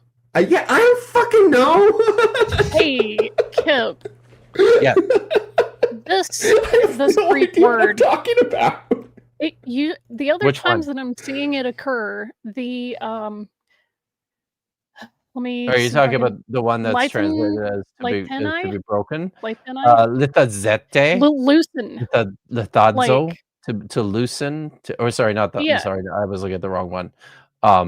It does start. Yeah, luthenai. It's the one. Luo. Yeah. It's a very flexible word, right? Like this is one of these. I'll just to give you a sense here. That I could maybe even show you this. I'm just gonna pull your thing down for a minute, Vandy, and I mean, take me to dinner first. All right. So I'm just going to pull this up to show you what this looks like. I think, is that the right one? Or is that the way? Oh, it's this one. Okay. So this is what it looks like. I'm gonna zoom in on this one here. Luo. Actually put it up on the. Oh, I do. Yeah, okay. So Luo that you see there on the right. So here's all the meanings: to loose, unbind, unfasten, to open a letter, to open the mouth, to unfold the brow of living beings, of horses, to undo, unyoke, unharness, of men, to loose, release from bonds, of prisoners, to release, to give up, to resolve, to loosen or to slacken, to weaken, to undo, to bring to naught, to break down, to destroy, to repeal, to annul, to do away with, to refute, to unravel, to break, to solve or fulfill, to atone, to make. So I'm just to make the point. It's a super fucking flexible word. So yeah. I was gonna say this tracks in the cultural milieu. Because you think about like you can't undo or untie or loosen up the law. Like a lot of people think of it as like, oh, that's not binding anymore. Binding, correct. You know what I mean? Yep. And he's making an offhand comment And this is Jesus apparently talking. He's trying to explain, the whole Son of God, and then he quotes Psalm 82. Yeah. So that has yeah. Thank you, Maya. But yeah. If this is my edible kicked in, so my neural pathways, it's like a photon trying to escape the sun. It's just a thought bouncing around until it eventually gets it out. So yeah, thank you. I like that metaphor. Would make thanks neurodivergence. The Jew making the statement would track, because that's what we say, like bind and loose. That's how we talk about like certain laws. And then Jesus in Matthew, he says, "I didn't come to abolish the law." And I think those are both like parallel ideas. Yeah, no. Like, how's he? I'm not here to just like make it all not binding. It's like, hey, yeah. Now, how is he? Now, think about what you just said. Think about what I just showed, and think about how he's using that.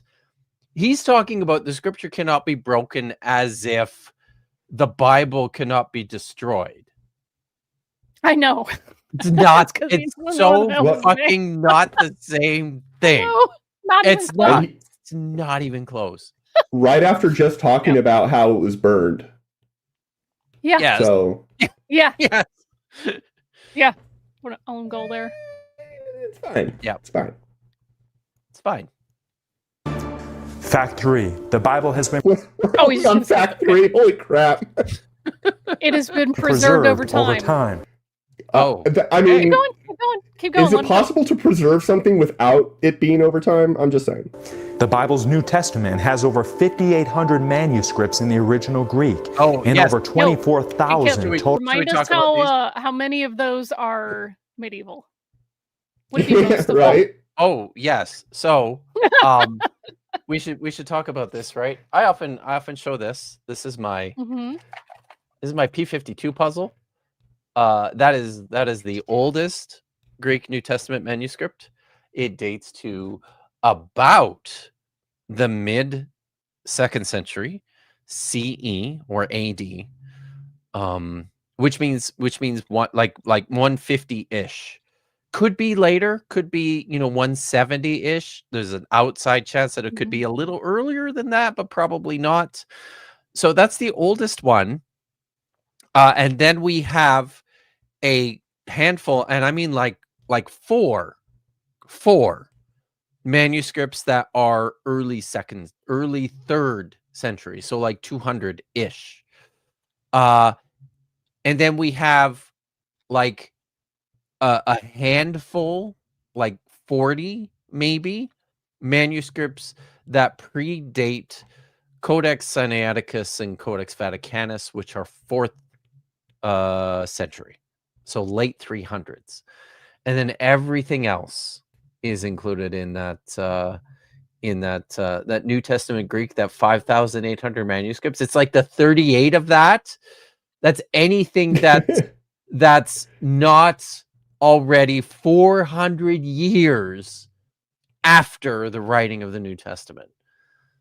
So, it's, I don't know. It's so, it's this the is least exactly impressive thing. Literally, all of these arguments could be made for the Mahabharata or the Ramayana. Yeah,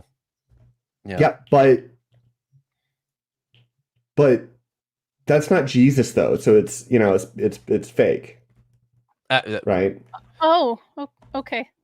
Yeah, I mean, I don't make the rules. Okay, they're just made for people like me. It's great. Total manuscripts, far more than any other ancient book in the world. The evidence is clear that the Bible has been preserved through... Sorry, I just, this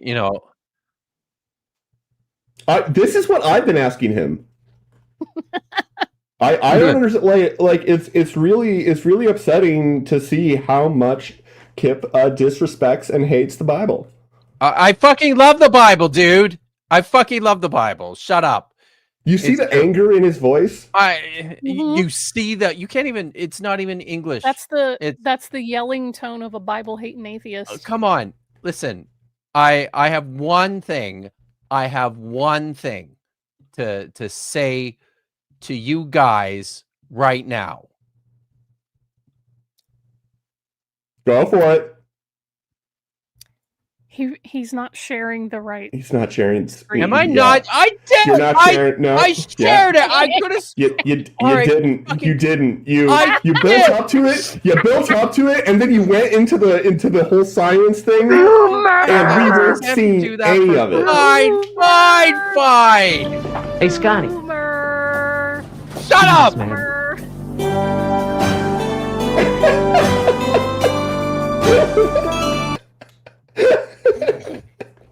I don't know what that was, but it was funny. Never mind. I will. For the centuries, the words of the Lord are pure words. He's a guy. As silver tried in a furnace of earth, purified 7 times. Thou shalt keep them, O Lord. Thou shalt preserve them from this generation forever. The Almighty God has protected. Just a question for the teacher. If me? David wrote that, let's just pretend for a sec. If David wrote that, what words did he have at the time? The did words in his head. Yeah, the words in his head. Did he have the New Testament when he wrote that verse? He did not.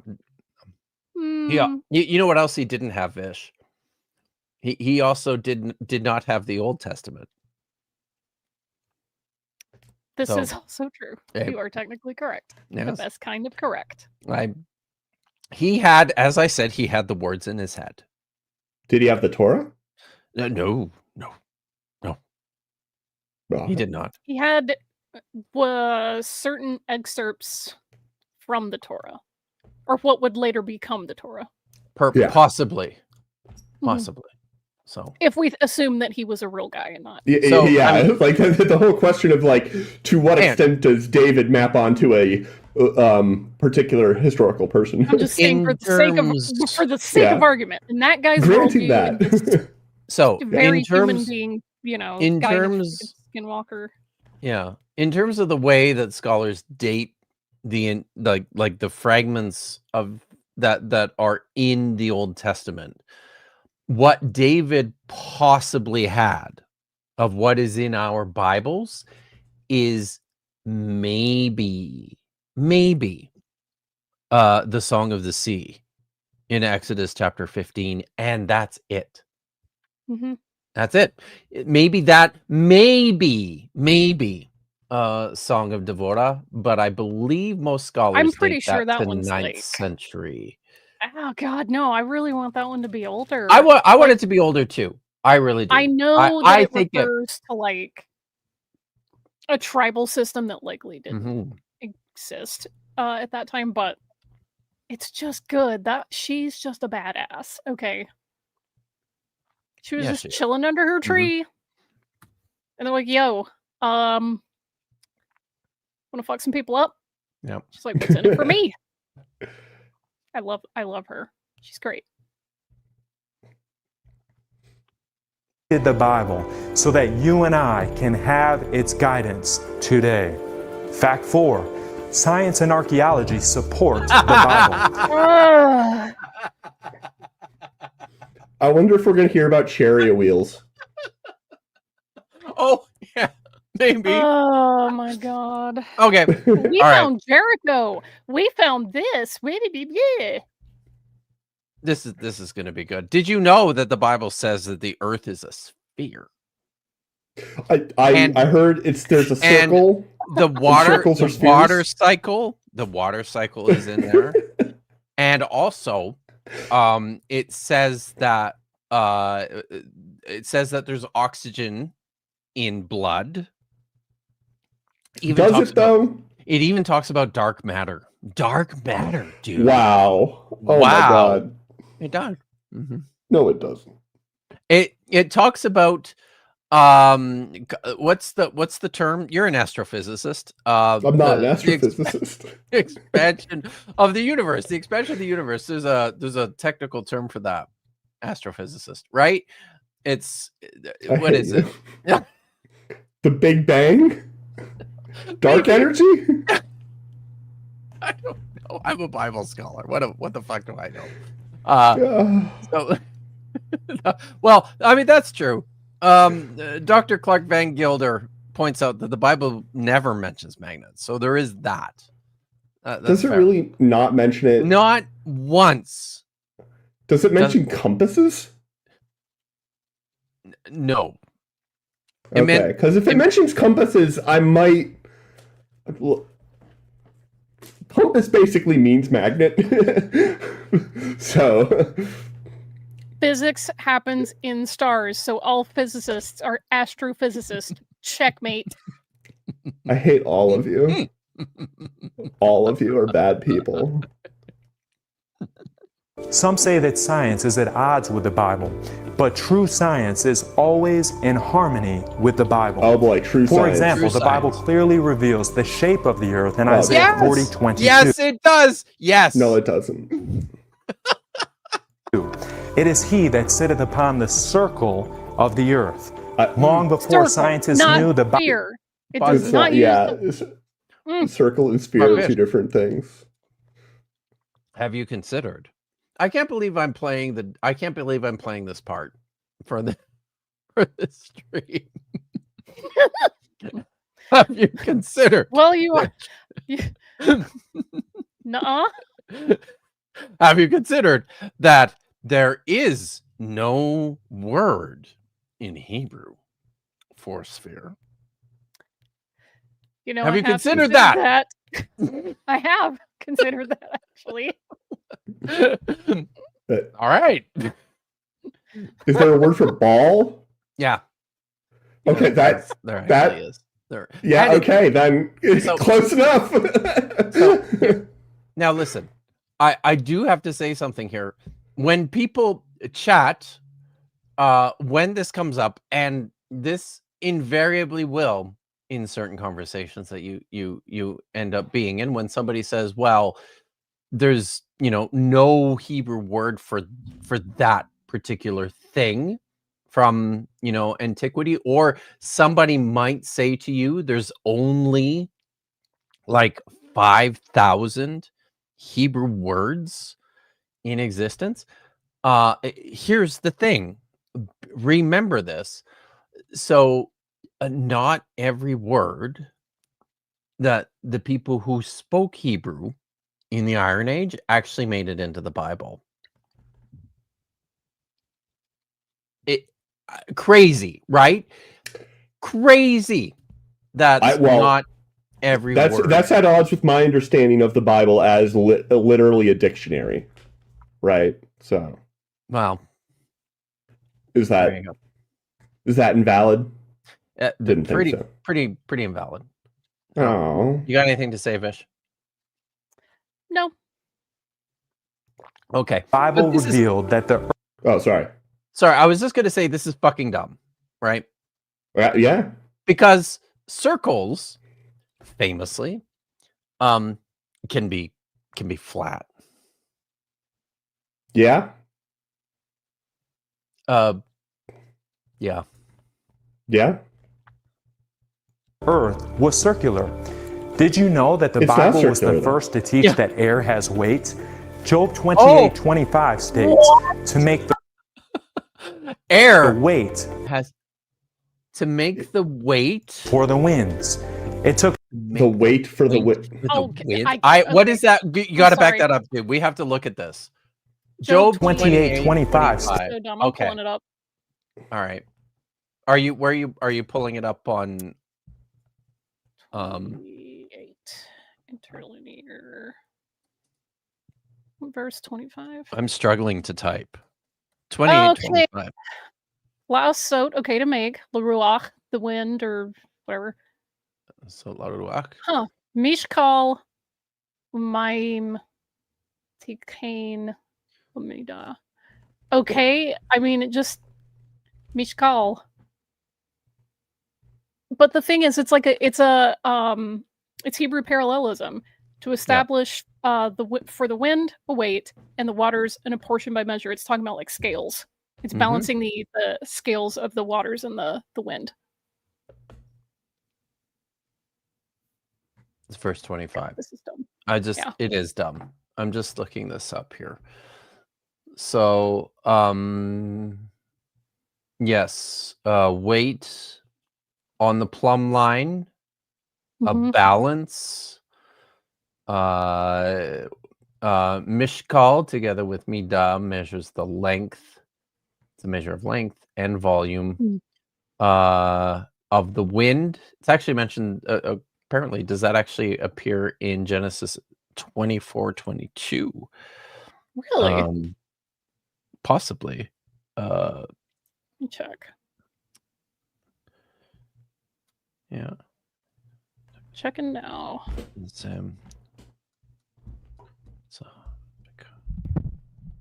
43:21. Numbers. 12 times. Wow. He's tot. So okay. Oh yeah, I see. It's yeah, I see it now. So yeah, it's just talking about a weight, measuring weight. Number 7, 13. Okay.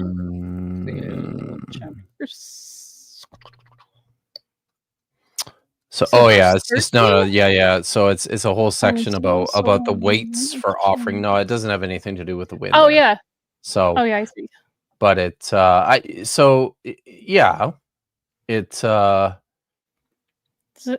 parallelism. This is it's pretty weak when people do this stuff. So also I will point out that the poetry and the language in Job is notoriously difficult. When you're working in the Hebrew, it's incredibly challenging. Half the time, I think scholars don't know what the fuck is happening in Job. So I think scholars who aren't familiar with Jewish texts and conventions have less of a fuck about what's going on. Because I'm seeing like this thing, it's thematic parallel. This thing, it's thematic parallel, and it just over and over through this chapter. So yeah, this Christian. My understanding of what's going on in Job is that there's a dude who's having like a real bad time. And it's real rough. Yes, I agree with Simone's take, because the very next verse, when he made for the for the rain a law, a hulk, and a derech for the thunderbolt. So it's like everything has its order, everything has its place. And Vandy's also right. It's about Job. It's about a guy having a really fucked up day. So, well, it's several days. Doesn't he sit in the ashes of his house for like a week or something? Yeah, it's a while. So, yeah. Dates to make the weight for the winds. It took scientists until the early 1600s to make this breakthrough discovery, centuries after the Bible declared it. Oh, hey, look. It's the Tel Dan stele. Do you have something to say, astrophysicist? No, other than like that's if it was in the Bible, then why didn't anybody realize it, huh? Like if it's so clear, fair point. It's because it's not. It's because that's not what it fucking means. Okay. But what your pastor didn't tell you, no, good to see you, Zach. It feels late for you. But at least God gives Job twice as many kids than he let. Children are famously fungible. Yep.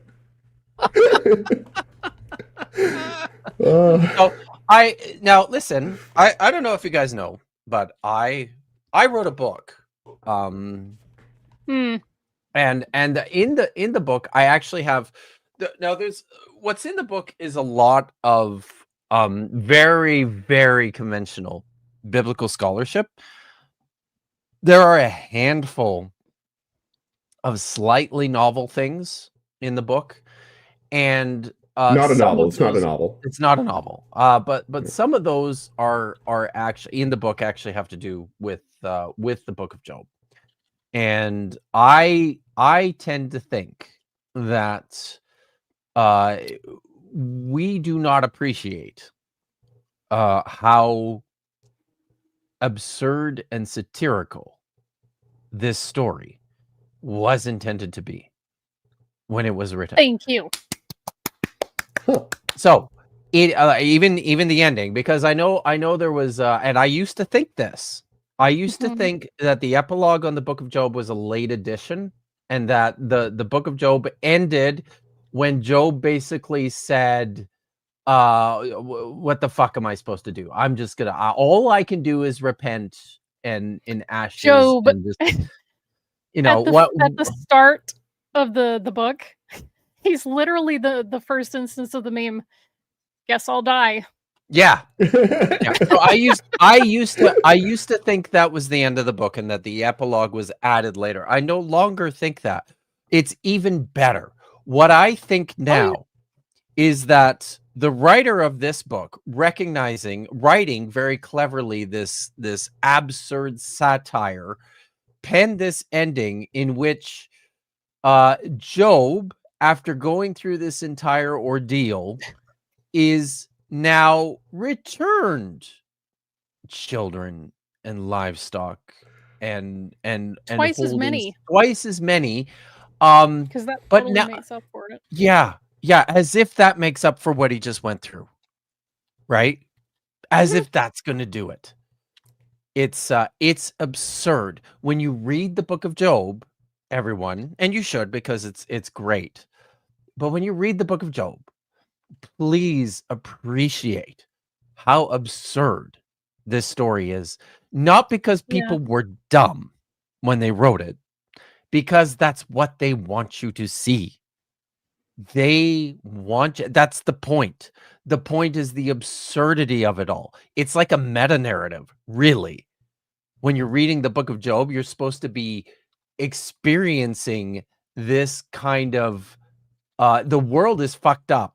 And there's things that happen in the world that just don't make a whole fucking lot of sense, even if we attribute these things to the gods.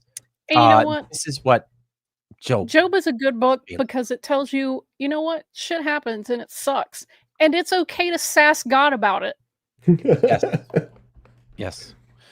I think a lot of people don't get that message from it.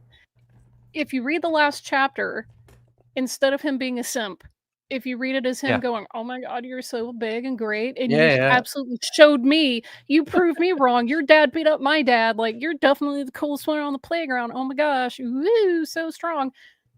The book is way better. It's way better. It's way better. It's way better that way. So, before we continue, I got there's a few super chats that are piling up that we should probably get to. Jennifer Sills, Release the Kraken is a hockey troll. That's probably true.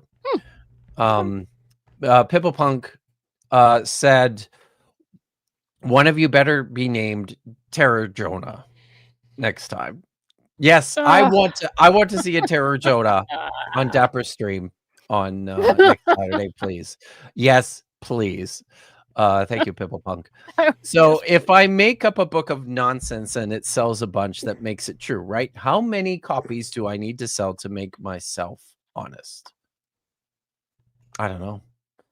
What do you mean you don't know? You're currently doing that. Well, I'm not honest yet. Well, I'm sorry. I'm always honest. That's right. I forgot. So, and Claude Simeon, was Job written early or late? I think it's Persian. So like 500s, 400s, thereabouts. I think that's where most scholars put it. So yeah, but now let's find out about David, shall we? Eldan steel, the Misha steel, the Nebonite cylinders, the Dead Sea Scrolls. Wait a minute.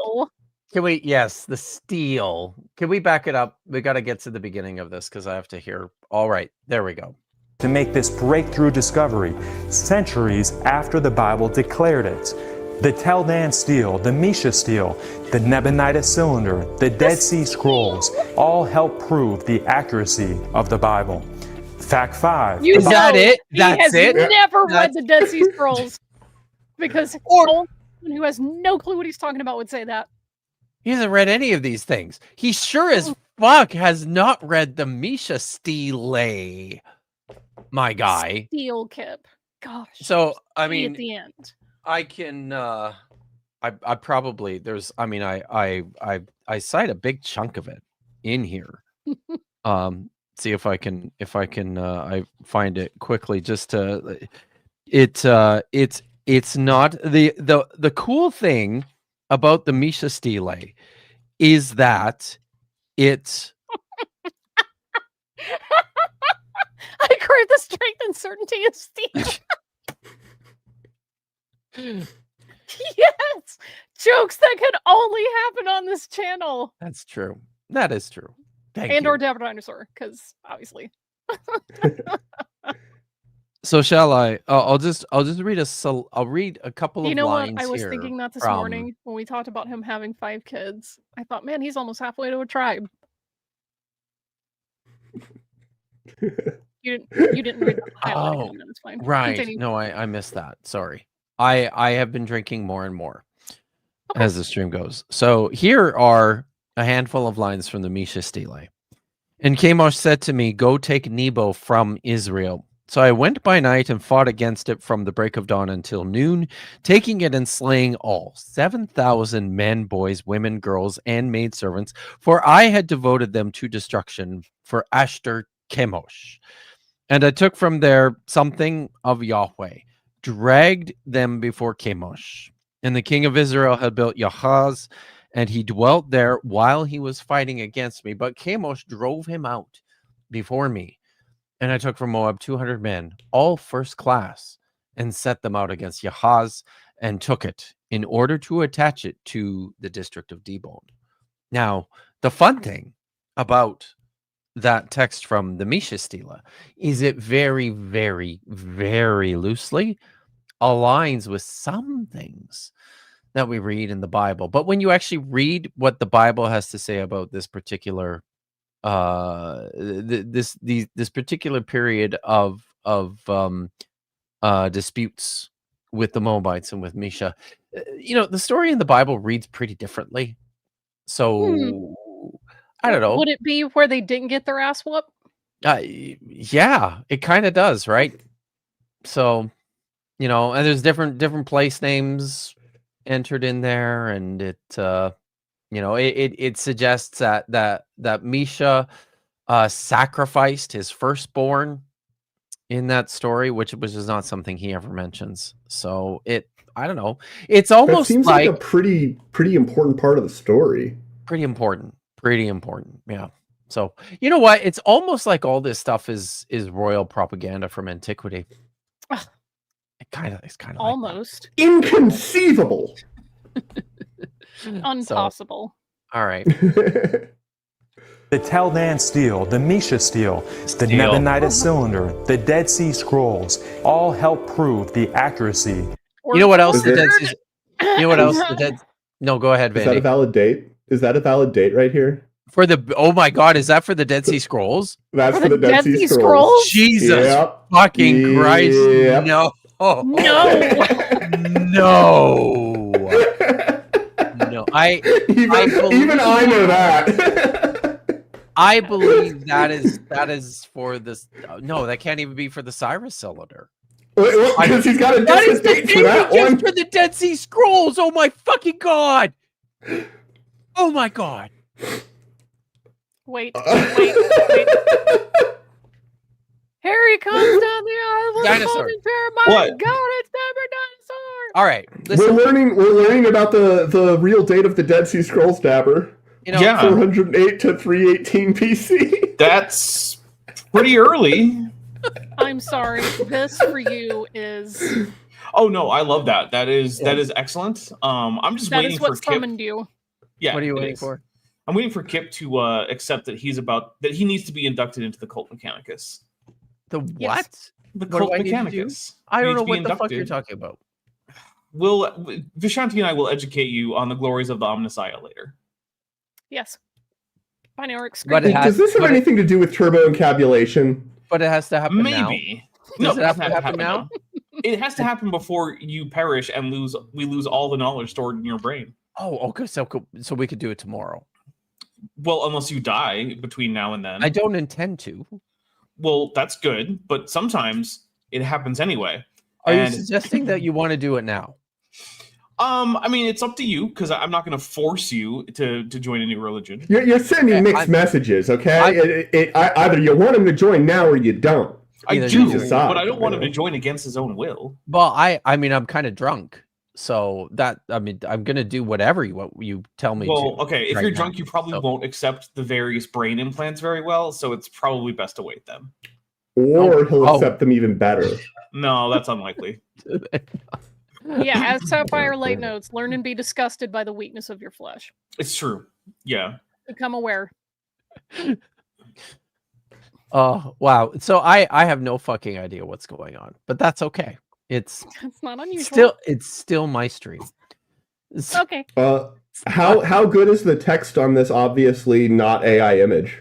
Well, actually, this is I assume this is an AI image. This is the actual text.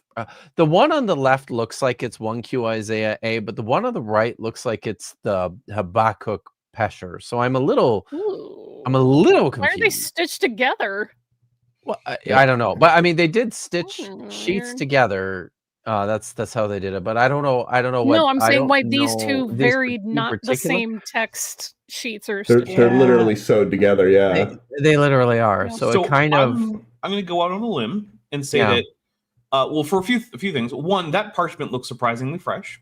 Mm-hmm. So what I'm guessing happened is that they got scans of the text and then used that as a layer on top of some parchment textures or a parchment photograph that's blank, and are just putting this in here as like basically a photoshopped example of what the Dead Sea Scrolls I think that's would have looked like. Which what is with the pin? Well, it's on a bulletin board. Yeah. Right? So that's the bulletin board like substrate. And then this is like a weird, very old school big tack with a wooden knob. My guess is following in with the whole like this is a Photoshop, is that they probably looked for something that was like museum display mount or something. And they found something that was mounting something somewhere. And they just put it in there. And you can also tell like the shadow is a little weird on the actual pin compared to like the text, and there's a bit of like where the shadow doesn't quite follow on the right, and that's probably, given that this probably isn't AI since the text actually seems to work, is probably just them being lazy with light and shadow in Photoshop or GIMP or whatever image editor they're using. Yeah. Which, like, okay, as someone who makes Photoshops for like, you know, as illustrations for things in videos, I'm not going to knock it too hard. I mean, citation needed. For of me, the Bible, doing image editing for my videos. Yeah, I've never seen a widespread image that you've edited. Citation needed. Okay. What are we looking at now? We're looking at a transition screen. Yeah. Okay. Fact 5: the Bible has internal consistency. The Bible was written. Wow. So wow.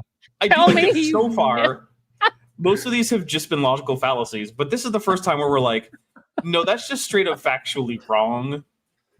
So, Vandy, you're an astrophysicist. I'm not an astrophysicist. You're as much an astrophysicist as I am a linguist, so shut up. Okay, I'll take that. With the Bible on you're the only one who actually has I don't know, maybe Dapper does, but you're the only one who has an actual Bible on hand. I mean, I have one in the next room. I could go, I have like 4 in the next room. He's got one right there. Okay. Tell me, I mean, and it's not like you're not as familiar with such things as my dear friends who I stream with all the time. But I feel like this is something that everybody knows, right? That the Bible is perfectly internally consistent? Yeah.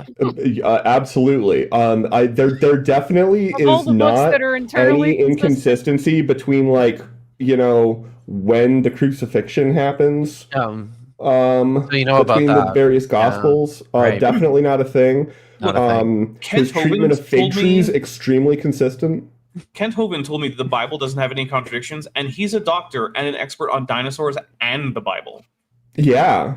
So I don't know. Also, I mean, I'm a doctor. Speaking of Kent Hovind, are you an expert on dinosaurs? Then Kent Hovind wins. I was going to say, also, you said something that was just obviously wrong earlier, Kip. You said that Job was Persian. Everybody knows Job was Chinese. That's true. Yeah, he lived in the East. Yeah. Kent Hovind also told us that. So yeah. But also, look, this is, I think, the best one. The Bible is consistently full of letters. That's true. Yes, that is true. Yes, yeah, that is true. Is. There's lots of all the languages the Bible are written in is it's all alphabetic. No no ideograms, no syllabaries. Although I guess you could make the argument that like after the pointing, Hebrew is sort of like a borderline abugida, but I'm not going to argue that because that's dumb. It's an abjad. So I do feel like I need to point out that when I said that Job was Persian, I was talking about the timing of the book of Job, not that Job, the dude. You're saying that now that you've been called actually, out. Oh, shut up, dinosaur. Yeah, by the way, I also have saltwater taffy. Ooh, is it made from real salt water? I assume so. My son. Is it made from the tears of your enemies? It's not. Salt water isn't an ingredient in saltwater taffy. Shut up. I don't know. Why do you know that? I'm eating my Why candy. Do I know that? Like that salt water isn't. Oh, because. Do you know who you're talking to? Well, okay, I do. I don't know why I asked the question. The specific reason is because my grandmother used to own a vacation home in Maine that was like within walking distance of a restaurant that was only open seasonally. But when they were open, they would happen to be a little bit of an armchair expert on the subject, if I do say so myself. Yeah, they would give you like whole tours of their taffy making facility, and they would explain to you what goes into the saltwater taffy, and salt water isn't one of the things. Maybe they lied to you. False advertising. That's possible. It's possible they lied to me. Maybe I'm wrong. I've been wrong before. Like one time, someone said, "Dapper, I think you're wrong about this," and then I said, "Oh yeah, I probably am." And then I checked, and I was right, and so I was wrong about being wrong. Oh, that's an A+ Chad move. Hashtag not a real taffyologist. That's also true. Nor am I a linguist or a paleontologist or what else have I been accused of being? I don't even think you're a real dinosaur. Well, I mean, you can see me on camera right now, so yeah, it seems pretty obvious that I am. I have this weird fucking idea. I got this from Richard Carrier. Uh-oh. He says that your Porter? human suit is actually the real you. Okay. And that the dinosaur that we see all the time is a cosmic sperm bank. Yes. Okay. Yeah. Yeah, but he failed peer review, so. well, yeah. Which means, Sandy, what does that mean? It means he passed peer review. Peer review. Yeah. What if you submit to fake peer review, like at the Answers Research Journal? Then what? What happens then? When you fail peer review? Well, it's fake peer review though. So if you pass, wait. Now I have to think this through. If you pass fake peer review, that's like failing real peer review, which is like passing. Okay, so that means you passed. So I think basically everything that anybody ever says is always true. Hang on. Well, I'm just but he kidding. didn't fail on facts. Nobody reviewed it as facts. Oh, yes, of course. But also, I think what I'm getting from this is that the Answers Research Journal, published by Answers in Genesis, is the most reliable journal of all time. That's what Richard Carrier says. Well, that's the implication that we're somewhat illegitimately drawing from what he said. But okay. Yeah, I'm gonna go ahead and say this for Richard Carrier. He would not let those words pass out of his mouth. Yeah, I don't think he would. He said a lot of dumb shit, but I don't think he's quite that dumb. That would be internally inconsistent. Oh, and then he would be like the Bible. Yeah. But for a period of 1,500 years by 40 different authors.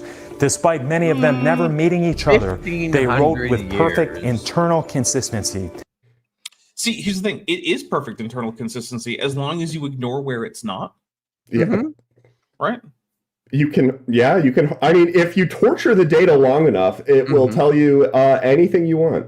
Yeah. It's very true. Especially if you add in extra stuff from after you collected the data that is helping you, quote unquote, contextualize the data.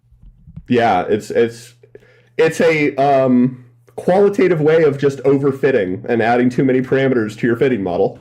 Oh, wait, John, you mean like when John Sanford made his fit of declining ages from Noah on, and he just, omitted a bunch of ages and then added in the life expectancy of Romans for no reason, just to get that nice smooth fit way at the end with that long data point way at the end? Yeah, well, that's both data manipulation and then adding parameters to make it fit. Like it's both extremely obvious p hacking, and it kind of offends me if I'm being honest. Yeah. So he said, I want to focus on something he said here. Okay. He said it was written over a period of 1,500 years. So working backwards, because I assume he is not. He's an early gospel guy. Yeah, he's an early gospel guy, right? So that means he thinks the gospels were like written in the 40s or the 50s. He might go as far as the 60s for like John or something. I don't know. Right. Okay, so let's say 60s. So that means that. But then he's going to put Revelation after. Yeah. Okay. Yeah. So we're probably starting with like 100 or so. 80, 100 is probably like an ending point for him. Yeah. Okay, so he thinks that the earliest texts date back to 1400, probably. So that's because that's when Moses lived. Oh God! Don't tell Michael Jones of Inspiring Philosophy, or David Falk, the now disgraced Egyptologist, that they will. I find it unlikely I'm ever going to have a conversation with them. So yeah. Yeah. Pillpunk says, "Don't think you've gotten away with your secret career as a confectioner, Dapper." See, here's the thing about doing confections. Molten sugar scares the hell out of me. That shit is so damn hot. Yeah, they did that on your skin. Like, good night. They did that Jawbreaker episode of MythBusters where they microwave the Jawbreakers. And then they put it in like a mechanical jaw, and it turns out that you can like superheat the inside of them and then crack it, and molten sugar will explode. Oh, and some of it got on Carrie's face, and like it God damn. It was bad. No way. Yeah, wow. Like they were like, oh crap, we did not appreciate how, and she had like they were like superficial burns. Like it wasn't. She didn't have like go to the hospital or anything, but yeah, it was not a good situation. Yeah, molten sugar. No, I can't do it. Yeah. Wow. All right. Well, all of their writings being in seamless harmony. Could it be that a divine hand was guiding them? No, according to the Bible. For someone who's been complaining about Catholic councils for such a long time, he really seems to like Catholic art, apparently. True. Yeah. Also, this Catholic art repeats every 3 panes. Well, yeah. I'll also say Catholics have some good art. I'm not going to pretend otherwise. When you have all the art, some of it's going to be good. They didn't have all of the art, Kip. Well, I mean, it was a substantial. They had more than half. In Europe. Well, okay, maybe in parts of Europe, but other Christian groups had art. I mean, have you seen Arabic calligraphy? Yes, it's stunning. It's pretty awesome. Incredible. Best calligraphy in the world, bar none. Sorry, every other alphabet out there. The other thing I like, I don't remember what those are called, but they're like the little nested. It's in Islamic architecture. They do all these cool little.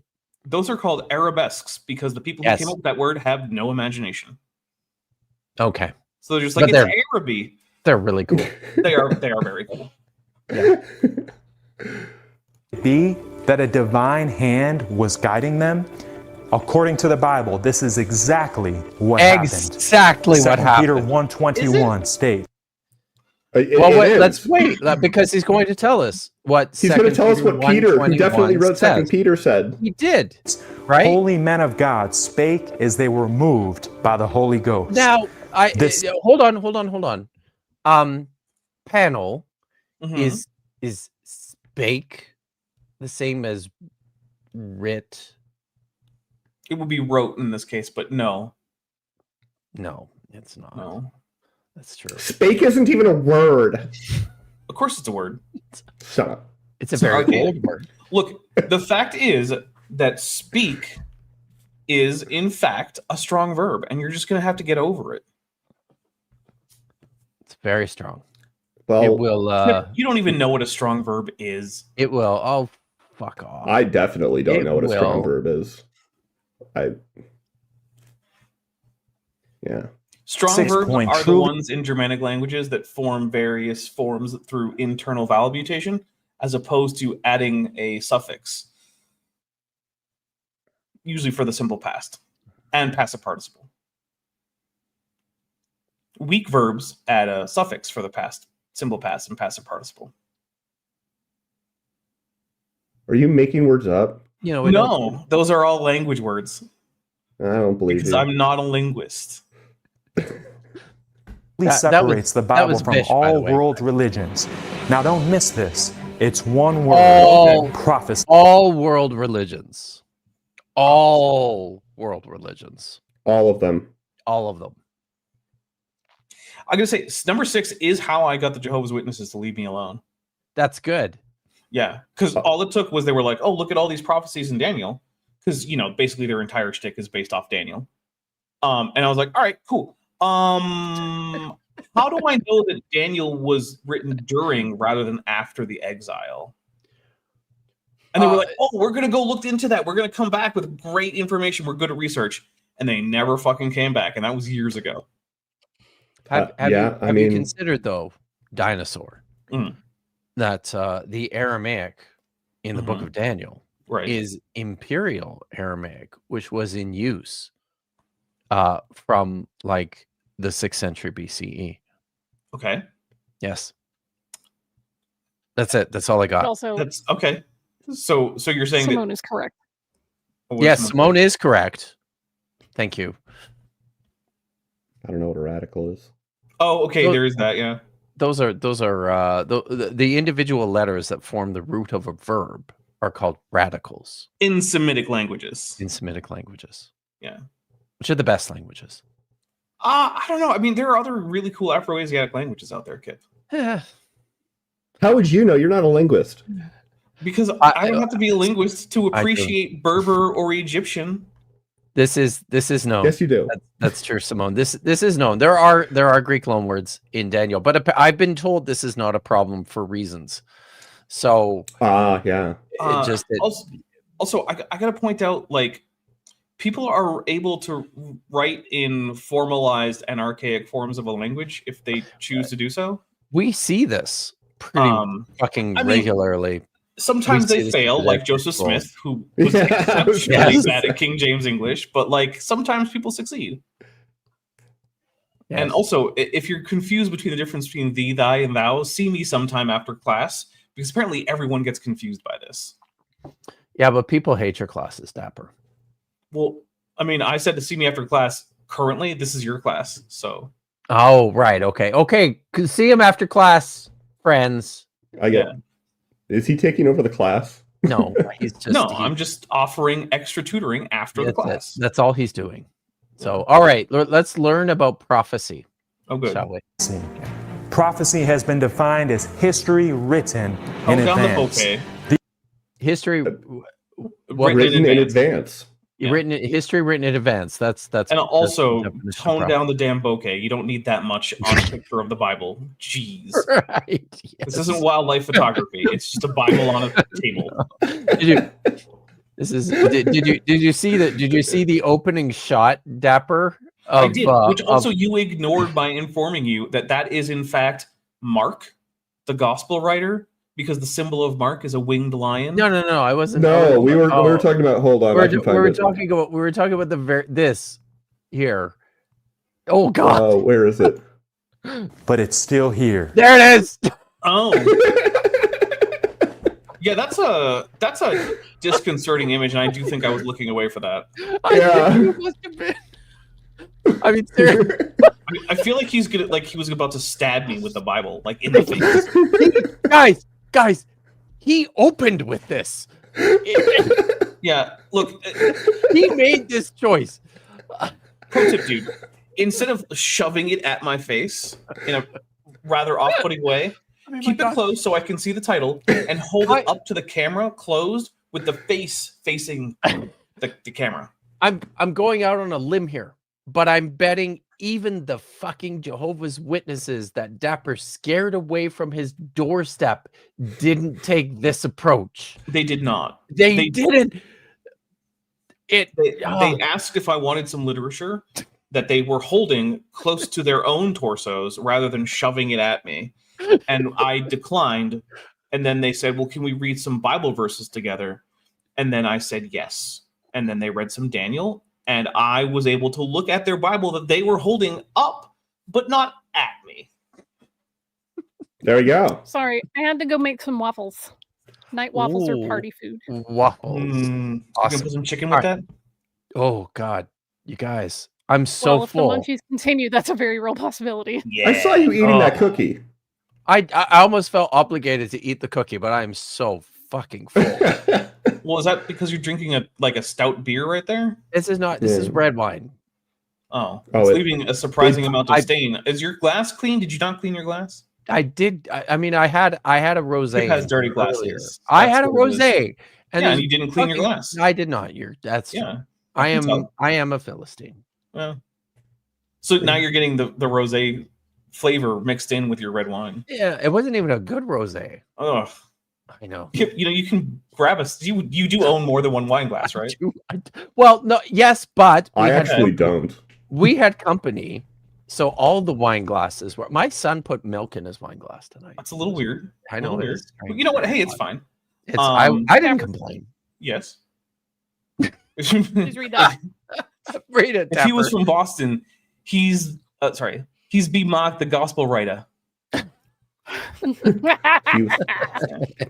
The he's part is a little New Yorkish though, so okay. It would be heed in Massachusetts, in Masshole speak. It's a type. Masshole. Masshole is the official demonym for those from Massachusetts. No. Fucking no. Damn. No. You know what I found out? Pabst Blue Ribbon started in 1844. I learned that today. God, no. Who cares? Nobody cares, dude. Press play. Ability to hear from God and even predict the future with perfect accuracy. This ability is undisputable proof of divine origin. In the Encyclopedia of Biblical Prophecy, J. Barton Payne states that there are 1,817 prophecies in the Bible. Where the fuck did this number come from? He literally just gave the source. Listen, Kip, come on. Oh, God, fine. Disputable proof of divine origin. In the Encyclopedia of Biblical Prophecy, the Encyclopedia of Biblical Prophecy, J. Barton Payne. By this Payne dude. So yeah. I mean, I know where it comes from. How many? He said how many? 1,800 something. States that there are 1,817 prophecies. 1,817. So I know exactly where this comes from. It comes from that book. But I know how he derives that number. Though. Okay, yes. Is it rectally sourced? Largely that's the thing, right? But you can see the same thing happening in the Gospels, right? Where they say like, well, this happened to fulfill this prophecy, and you look, and it's like, well, that's less of a prophecy and just a thing that happened in a story. But okay, and that's what happened. Anytime he can find something in a story that he thinks was paralleled later on in history, especially recent history, because that always helps. That counts as a prophecy, and you put it in the tally. Yeah, my mom always tells me that the part of Genesis 3 or 4 or whatever, where there's the thing biting at the heel, and she's like that's Jesus, and I'm like, Mom, what about that How? Well, so you first have to start with saying, well, the snake is Satan. And then you have to go to and see Jesus crushed Satan on the cross. And then you have to go to... Yeah, therefore, you have to take a whole bunch of steps, most of which are post-biblical. But eventually you can get there if you want to. But that's the thing. No, if you want to, you can find all sorts of prophecies. Yeah. Listen. So I have been called a biblical scholar from time to time. And I have heard the number like 600 something thrown around quite a bit when it comes to fulfilled prophecies. I think this is the first time I've heard. But Kip, this is just prophecies in general. Maybe some of these are unfulfilled. Yeah, that's fair. Okay, maybe that. In that case, that's you can just make up anything. You can be there's like, a lot of those. That's a prophecy. There's a lot of those in the Bible. The unfulfilled ones. Well, yet to be fulfilled, obviously. Look, I'm just waiting for Tyre to be abandoned. Just still abandoned? Yeah, abandoned. Yeah. Abandoned. I like that Kip is slowly learning about all the flat earth memes. Like he learned what O'Reilly is today. I did learn what O'Reilly is today. So I know what that is. Although, mind you, I did call it an O'Reilly. You did, but we fixed it. It's fine. It's okay. Thank you. I don't know what that is. Oh, God. Okay, yeah. So do you know who Anthony Riley's Sleeping Warrior is? Dinosaur. You know what? It's because Maya doesn't let him do any flat earth that's fair. On Bad Science Sundays. Are you familiar with the character Anthony Riley, a.k.a. Sleeping Warrior? Oh, that sounds familiar. Yeah, he was a pretty prominent flat earther on YouTube. I don't think he's done much lately. Although he did also claim to be a lawyer, which was weird because he's definitely not a lawyer. Anyway, it's a bad idea. During a fairly long stream at one point, he decided that rather than, like get up and go away from the stream, he would just piss into a bottle. Now it was not in frame, but it was audible. You could hear it. You could hear it. And also, if I remember correctly, he seemed to make a rather satisfied facial expression while the sound was happening. So, so now taking a leak is called a Riley. Now, you could argue that maybe it should just be taking a leak on camera, on stream, audibly. But there's this concept called semantic broadening, and it happened. And now it's just taking a leak. We call that taking a Riley. That's amazing. Mm-hmm. George McMarignoles knows, or well, I will have you know, I do not live under a rock. He lives in Canada. It's way worse. Canada. Yeah. Yeah. It's worse. So much worse. We just tell people that so they'll go away. That's what basically Mars up there in terms of habitability. Yeah. It's just cover, guys, so that none of you come and take over our country. Why would we want to? For the it's seals? The best place. Yeah, I guess for the seals, yeah. We have tried that. grizzly bears. Wow. Yes. We've got grizzly bears too. And we have all the bald eagles. Also, you don't have all of them. Well. I've seen many eagles south of Canada. That's just not. Yeah, there's an eagle, a bald eagle that lived on right out the window of my college cafeteria. It was awesome. Also, huge nest. We have red-tailed hawks, which are even better than bald eagles because they sound like what bald eagles sound like. Kind of sound like in Hollywood. That's true. So we have Hollywood bald eagles. Listening to you, Kip, try to pronounce George's whole name. That reminded me of the whole SpongeBob, like the Smitty Werbenman Jensen thing. He was number one. That's what that reminded me of. Ooh, Thalakalian Kennedy makes a really good point. We have quokkas, and they're perpetually happy and adorable, which is lovely. Yeah. That is true. Thalakalian Kennedy lives in what I have recently called the foreskin of Australia, which is to say Tasmania. Hey. Yeah. Weasels. Press the goddamn play button. Prophecies in the Bible, making up about 27% of the Bible's total writings. What? No other world religion even... What? I'm sorry, 20%, a fifth. 27. Oh, okay, so it's more than a quarter. More than a fourth. More than a quarter. This is Kent Hovind math. Okay, hold on. This is number of, so this is total, this is how the math works. Total text of the Bible divided by number of prophecies equals 27%. Well, I think what it's more likely is 27% of the words in the Bible are involved in a prophecy. It's probably more likely. Think it's Kip's thing. Maybe it is. I don't know. But, here's what we could do. Dr. Tapioca Weasel, you have a Bible handy. I do. Is it possible for you to read 8 verses and we can see? Because we should expect 1 to 2 prophecies. One. Just at open it up. Let's open it up anywhere. Yeah. Well, and we're going to read the Old Testament, I would say. We're going to read how much? 8 verses, I think. 8 verses. Because in 8 verses, we should get 1 to 2 prophecies, I would say. Easily, right? Maybe 3, but that's stretching. All right. Okay. However, if you do not obey the Lord your God and do not carefully follow all his commands and decrees I'm giving to you today, all these curses will come upon you and overtake you. Okay, he made Jesus sin became no sin. Ba-bam. Yeah. You will be cursed in the country. Your basket and kneading will be cursed. The fruit of your womb will be cursed. A lot of that. You will be cursed. So you know what? Yeah. Well, Mary's womb was blessed above all women. So prophecy fulfillment. For the record, I opened up to Deuteronomy 28:15. Sorry, I kept interrupting you. You know what? I believe it. That was a random sampling of the Bible, and we got like a bunch of prophecies. That's how they did it, right? That must be the method. Yeah. Wow. Yeah. Now our N is a little low, but I'm not a mathematician, so I don't know. I'm good at math. I have an undergraduate degree in math. So you can't even figure out how the distance from the origin game works for Saturdays, where we're just plotting 2D vectors. See? Tapioca Weasel knows.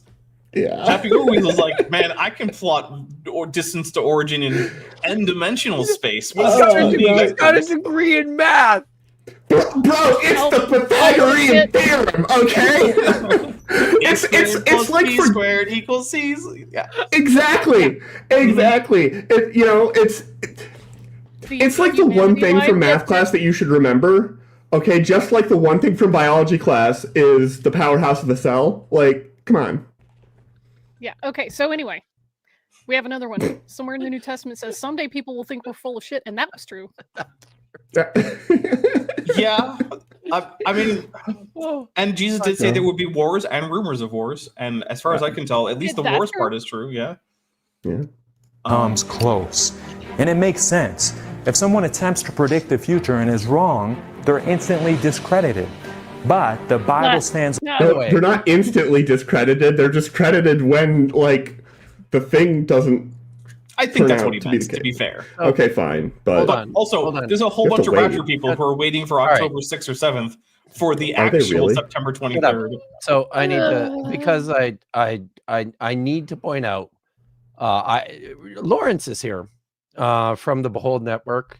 Thank you for joining us, Lawrence. By the way, I was thinking today or yesterday, it was one of the days, that there was a missed opportunity, and I'm sorry I did not pick up on this when you did your rebrand, but it really feels like there was a missed opportunity when you rebranded to include Hine, the Hebrew word for behold, in your new logo. It still looks great, but I take that upon myself.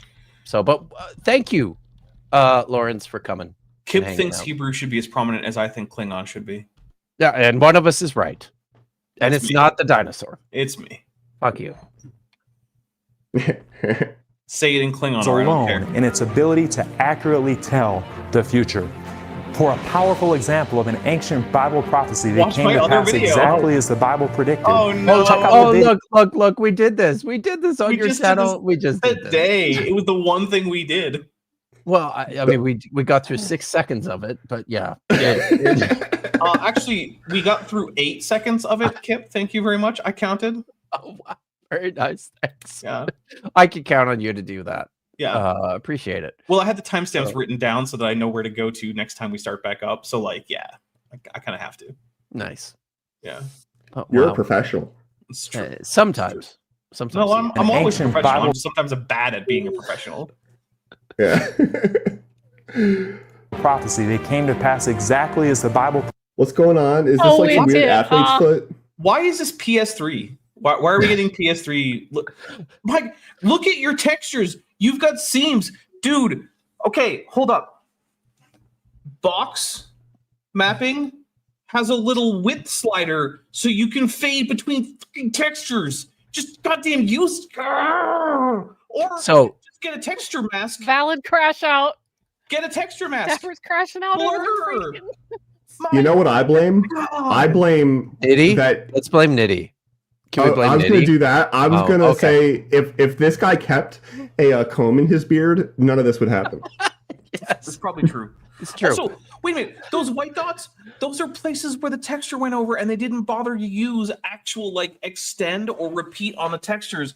There's seams within the part that there aren't supposed to be seams in. Oh my, I hate it. Hit play so I don't have to keep looking at it.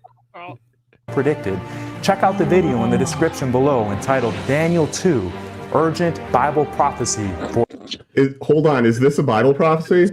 Video in the description below entitled Daniel 2. I mean, it's a post facto prophecy. Yeah, it's that. This looks like an asteroid, like brought to you by Nuka-Cola. It's sort of like if I wrote a letter on some old-fashioned parchment that I was later going to soak in some coffee, and on the letter I wrote like, today on the 16th of November in the year of our Lord 1483, George Washington shall one day become the not quite king of a brand new nation over in the new world. And then I just went on like that. It's like, okay, yeah, but I wrote that in 2025. So of course I got a bunch of stuff right. Simone. But then I keep making predictions into the 2030s. And oh my goodness, suddenly the predictions get inaccurate. Some of you might think Simone makes a good point here in that rock does not look like it was cut from a mountain. But it's pretty clear. It's pretty clear from the image on the screen that it was cut from a space mountain. A ghost space mountain, apparently, because it's also glowing. Yeah, ghost space mountain. Yeah. Yes. So Moon's haunted. What? Moon's haunted. Translucent rock. It's a comet, though. It's glowing. There's a difference. I know what's happening here. Okay, so this is a comet that melted. So you've got liquid water, and its radioactive rocky core is causing the Cherenkov. I wrote Chandrasekhar earlier, and I was like, I got that stuck in my head, but I knew that wasn't the right word. Yeah, it's the Cherenkov radiation, because that looks like that. You did it again. It's Cherenkov. Cherenkov. Well, you know what? Close enough. You know, Chekhov's gun, something like that. That's it. Maybe that's what happens when it's not cut by hands. No, there you go. Yeah. Maybe. Urgent Bible prophecy for today. Oh my God! Yeah. What? Hold on. Why is it flying towards Earth with a gigantic, like, Galactus-sized statue? Don't you guys remember the statue? I do, but I didn't realize it was standing on Earth. The Fantastic Four movie. Also, hold up. Why are you using like a shot of the Milky Way from one direction, but then you have you have some random ass NASA photo of a nebula in the other direction? What are you doing? It's very unclear. Yeah, okay, look. Look, if you can't keep a consistent actual star field, then just do a plain star field instead of having random ass nebulas from all over the different places. Just it's not that hard. Yeah. Today. As another example, let us consider the life of Jesus. There are over 100. Let's do it. 125 prophecies in the Bible's Old Testament. Catholicism. Lots of Catholic art today. Lots of it. Life of Jesus. There are over 125 prophecies in the Bible's Old Testament of the coming Messiah, the one who would die for the sins of the human race. Jesus perfectly fulfilled each and every one of these Old Testament prophecies. Fulfilled. Really? Yes. Now, I've got a wild idea here, guys. Okay. Bear with me. So, here's what I'm thinking. And I'm just a Bible scholar, humble Bible scholar, but can't even do math. I can't do math, but I do it fine. It seems to me, and the maps too. Seems to me it was a good map. Thank you. That the people who wrote the New Testament had occasions to read the Old Testament, and when they were writing the New Testament, they decided that a lot of the stories of Jesus probably sounded better if they incorporated themes and ideas and language from the Old Testament, and it kind of looks like maybe these are prophetic fulfillments because that's what they want you to think. Counterpoint, Kip. The Bible was written by illiterate Bronze Age goat herders, so no. Thanks, Aaron. Oh, god damn. I hate that. I hate it so much. Free psychic day. Why are you here? You let me in. I did. You were like, here, dinosaur, here's a link. And then when my very good reason, which I'm not going to publicly disclose, but when my very good reason for not being here expired, yes, I showed up. Thank you. Wow. All right. I'm out of alcohol. Are you out of alcohol, or is your glass empty? Because those are different statements. They're both empty. So it There's and no alcohol in the house. Well, I have to go all the way over there. Oh no. To get more. And I feels far. I'm actually just out, so I just had a hard Mountain Dew Code Red, which is not great, but you know what? Yeah. Look, I get the hard Mountain Dew for the memes for my own channel, but then it leaves me with a bunch of stuff that isn't the actual Baja Blast, which is the only meme-worthy one. So I just have to.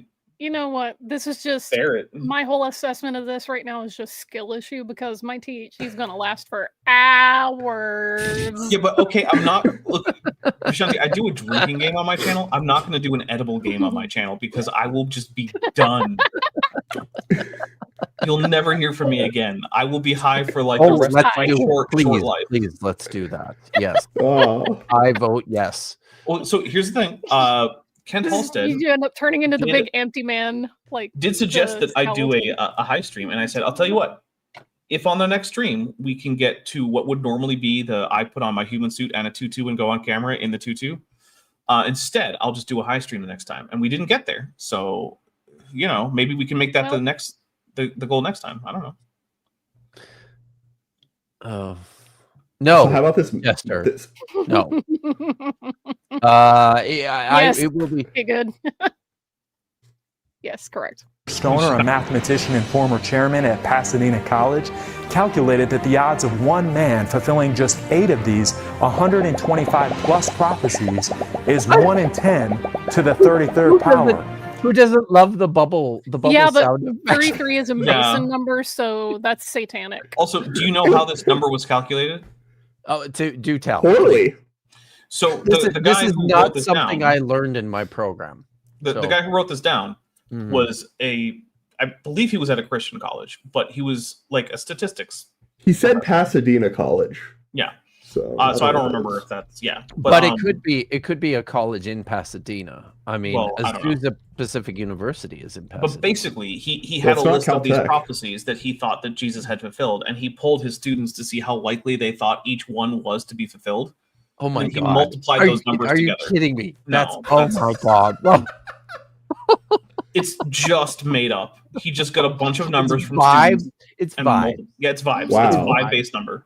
The vibe was high number, and so he put down high number. Yes. Okay. Yeah. Wow.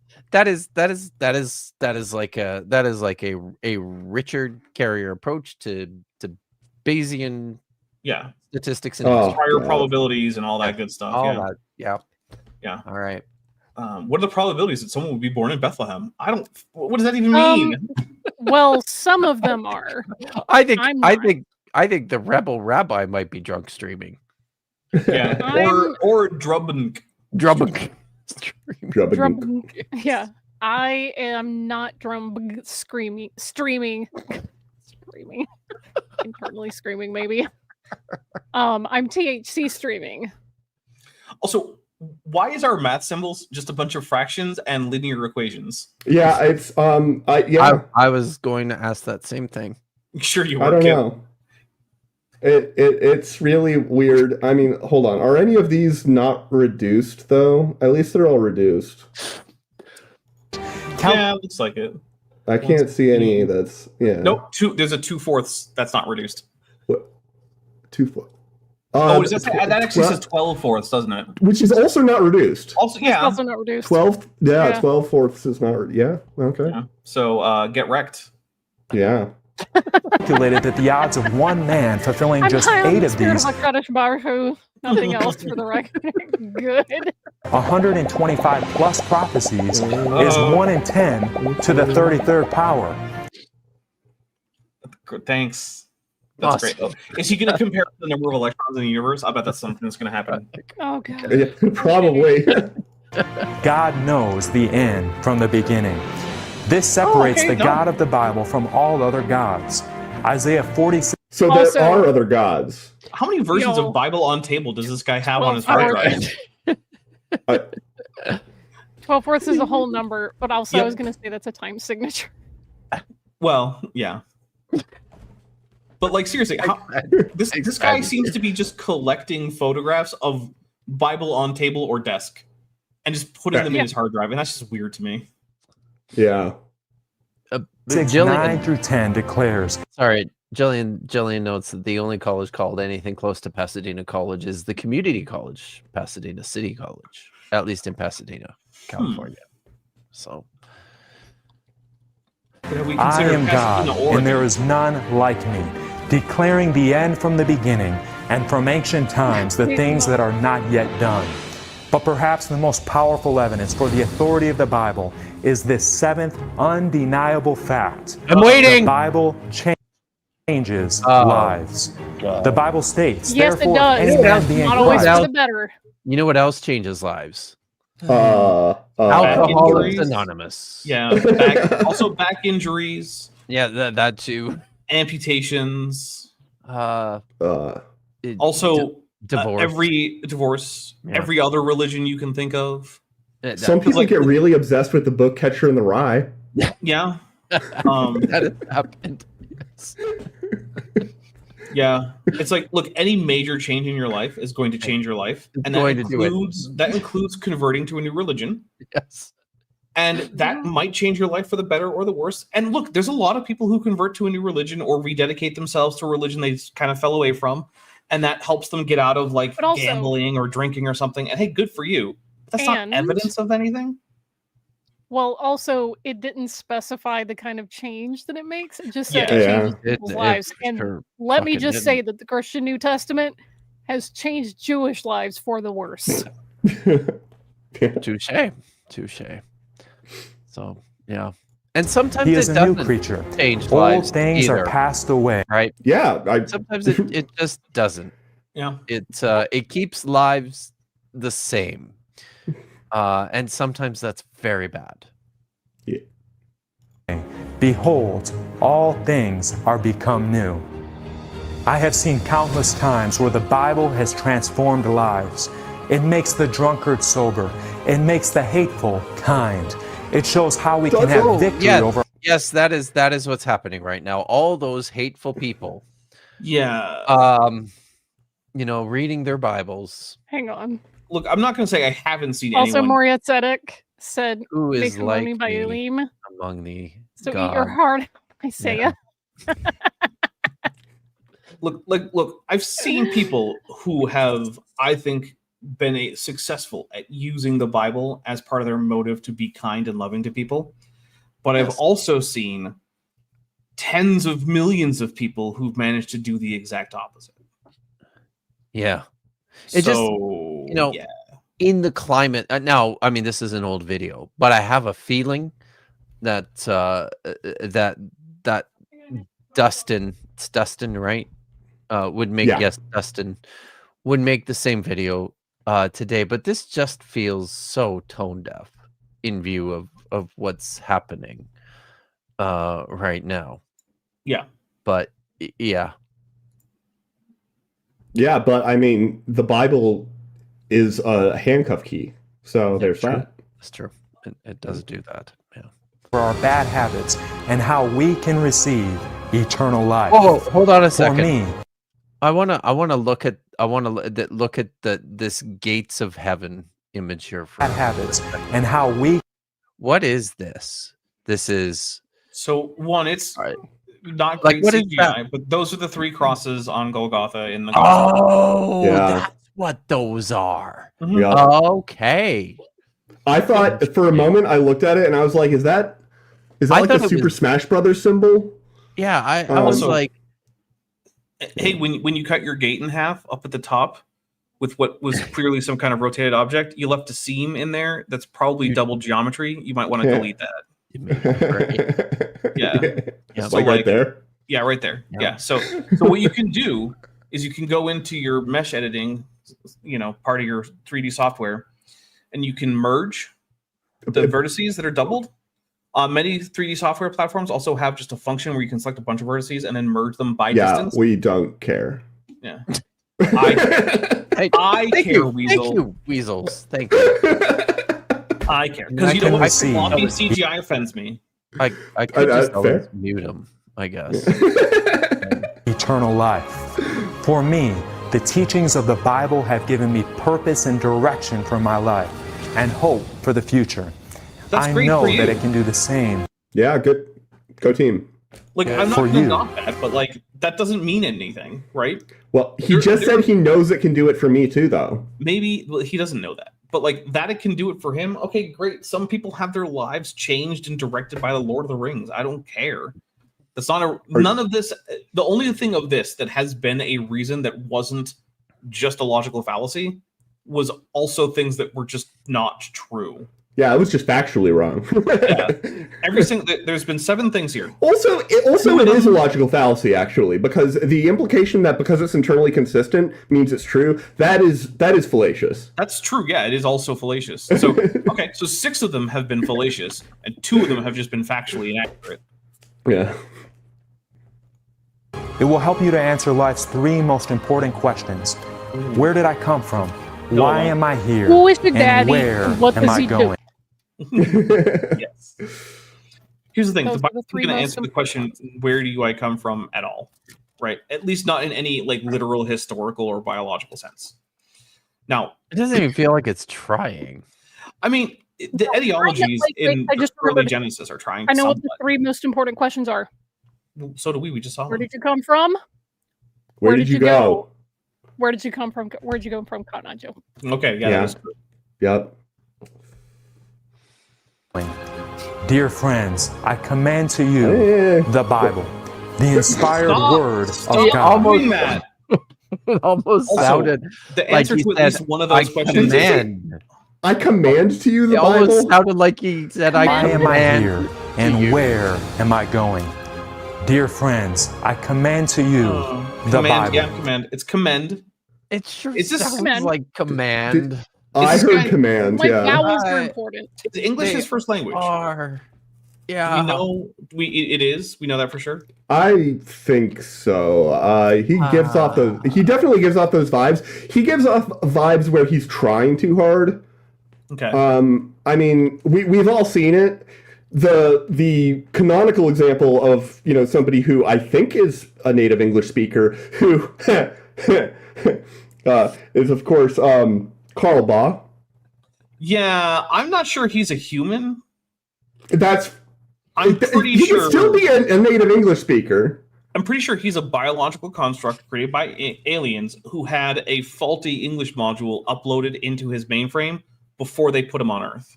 Dude, he does talk like a broken AI. Yeah. And like not all recent AI. We're talking like ChatGPT 2. Yeah. Ever try to diagram a Karl Boss sentence? Oh yeah, I periodically go back and watch Logic's videos and your videos about Karl, and what that man does to the English language is criminal. It's like you just waiting for like a main verb for the sentence. And then, unlike a senatorial speech in the Roman Senate, where eventually there is a main verb, there just isn't. The sentence ends on a noun clause, like a noun phrase, and then that's just it. Like, and he prides himself on his communication skills. Like he thinks that is a strong point of his. Yeah. Oh my! Literally, my beard comb fell. Oh no! Where'd it go? I want to hear about the commanding of the Bible to me. Yeah. Let's hear it. Dear friends, I commend to you the Bible, the inspired word of God. This book has been tested by time and has been proven to be trustworthy. It is a book that stands apart from the rest. It is a book that you can build your life on. Here on this channel, you have my commitment to let the Bible and the Bible only be the standard. If we have his commitment. This guy's a freaking skinwalker. Yeah, dude. Also, he needs to iron his background. Like it's the sheet that he's using needs. Although the other thing is though, then there's no texture, and then no texture, just gradient is boring as hell. So like maybe that's intentional. Yeah, but yeah, fair. The benchmark, the authority for all of our videos.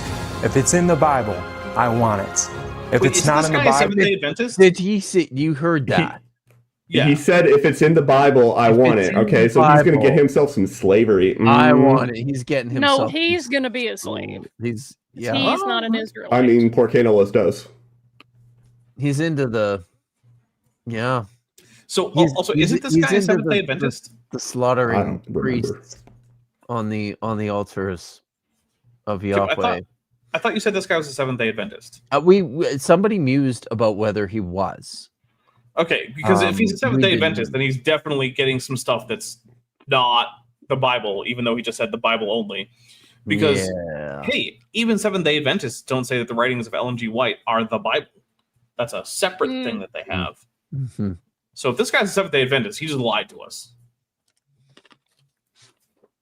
But then again, I don't know that he is.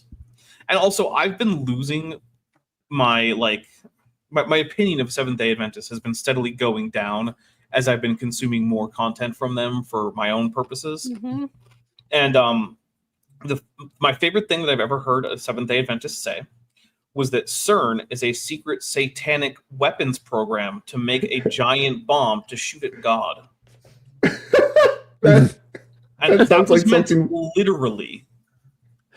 And the evidence for this is that there's a statue of a Hindu god at CERN that was gifted by the Indian government. Wow. Which is also, have you seen the symbol for CERN? It's got those circles and then the lines off the. I mean, it's 666. Clearly, I thought it was just a butthole.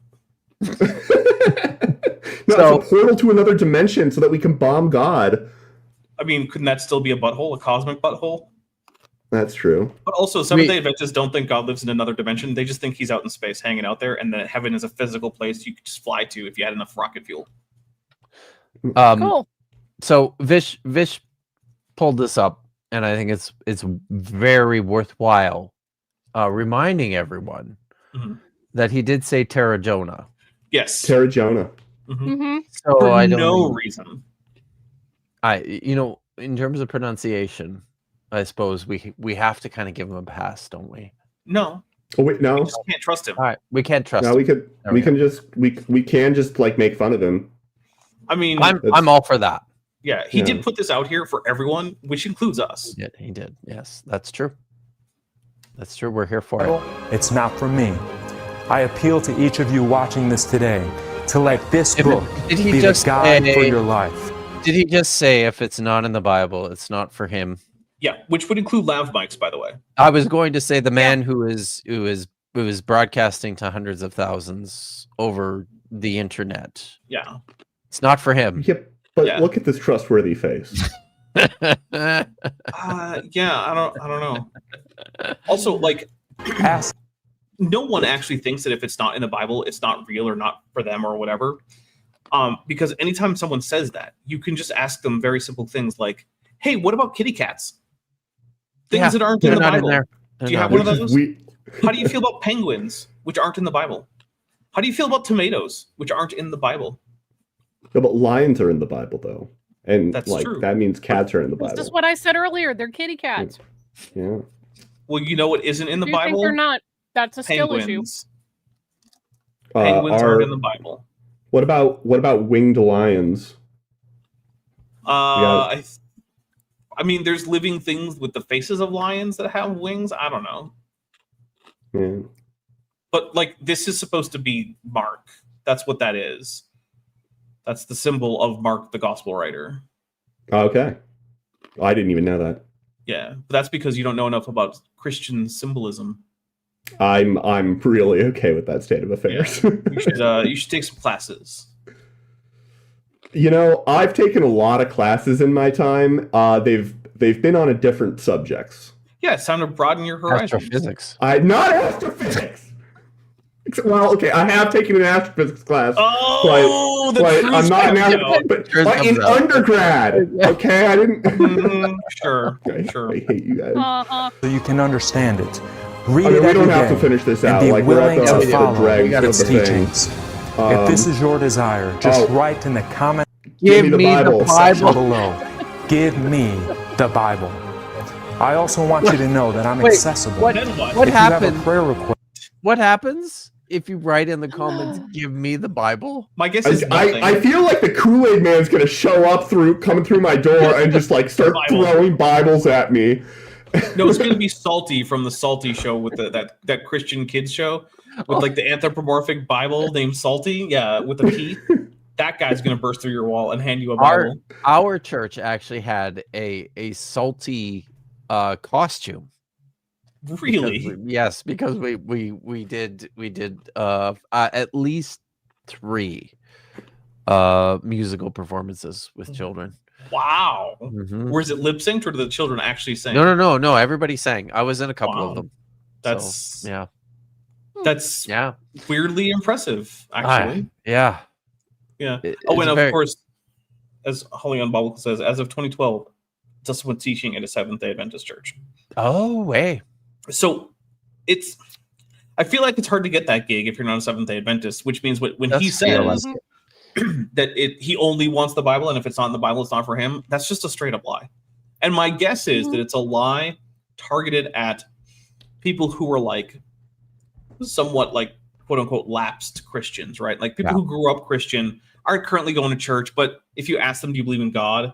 They'll say, yeah. And if you say, like, do you think Jesus is the Son of God? They'll say, yeah, probably. Yeah, I think so. Yeah.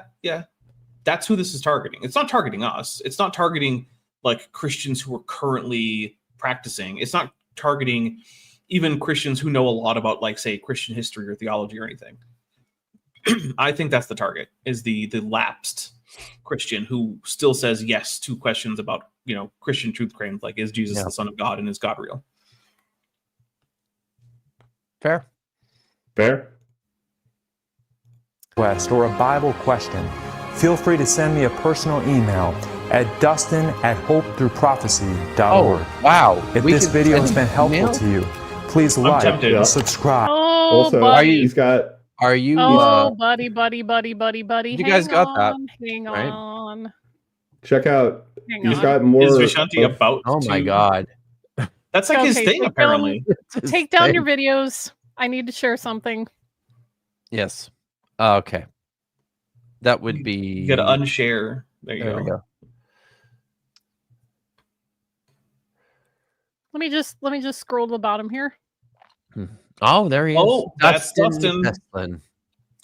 Oh, there he is. Oh, my God. Yeah, that's him. Oh, my God. That's baby Dustin. School. Who's reading this? Vish, are you reading this? This guy's I want to read this. My name is Dustin Peston. No, and shut up, work... dinosaur. Vish said she wants to read it. Oh, well, then she, no, I didn't. Didn't she you? said she didn't want to. Oh, you don't? Okay, fine. Go ahead. My name is Dustin Peston. Now I'm confused. Doesn't matter. That's the guy. But here's the deal. Look, the Great Controversy Project, a warning rejected. And he's talking about like whatever. Oh, there's the wine of Babylon has so intoxicated the Christian world that plain truths are often rejected. Blah blah blah. Blah blah blah. Christian unity.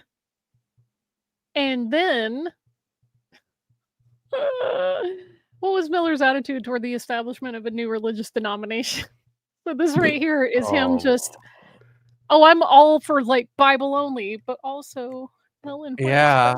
He's got all these references to Miller's. Mm-hmm. Right. And he's also like advertising an Ellen G. White book above. He is. That's what E.G. White was there. Yes. Author, yeah. Yes. Yeah, American Prophecy. Yeah. I don't like that book title. I mean, so funny book to me, cover. though. Oh, the cover. No. When everyone does it our way, all denominations go away. It's amazing how that happens, right? Yeah, if everyone converts to the same version of Christianity, suddenly there aren't different versions. That's it. Yeah. Why didn't anyone else think of this earlier? It's because they're dumb. Oh, yeah. Okay. Thank you, Hollyhock, for sending this. Oh, wow. Yes, See, the thing is, what everyone is missing is that what we really need to do is all convert to the one true church, which, as everyone knows, is the Assyrian Church of the East. As one does. Yes, I've heard this. Yeah. I mean, their patriarch currently lives in California, so like at least for Vishanti, that's going to be pretty easy. I also live in California. Well, there you go. See, you can go see the patriarch, who is the patriarch of Seleucia Ctesiphon. And here's a fun fact: you know why that guy lives in California? Fleeing a genocide in Iraq, precipitated by the U.S. invasion of Iraq. Yeah, because while the Baathists were pieces of shit, they were also protecting religious minorities in Iraq because they were pan-Arab nationalists, not Islamists, which is what took over after the U.S. got rid of the Baathists. Funny that. Mm-hmm. Yep. All right. Well,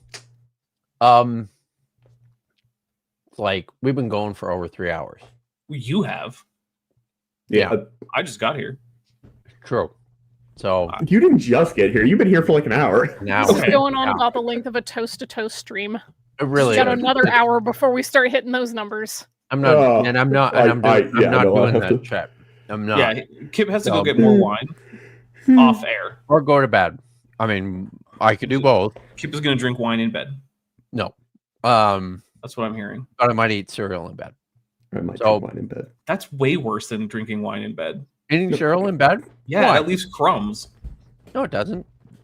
If you're careful, if you know how to eat, no, you know it. Yes, yes. He just No, mad. no, Dapper. Your problem is that you've got the tiny little arms. Right, okay, so it's hard for you to like. You have to hold the bowl. How do you even do that? Cereal is friable, and anything friable should not be consumed in bed. It's what? Friable. It can turn into little bitty particles. Oh, okay. All right. I thought you meant like capable of being like fried. No, like material science is friable. All right, whatever. Do I look like somebody who's ever studied material science? Yes. He's an To be fair, I also heard friable haven't. and put it in a fryer. No, material sciences, guys. Southern. You know, like things like friable, everything. tensile strength, compressive strength. I don't work in the hardness. material science building. Okay, that's Ductility. across the street. All right.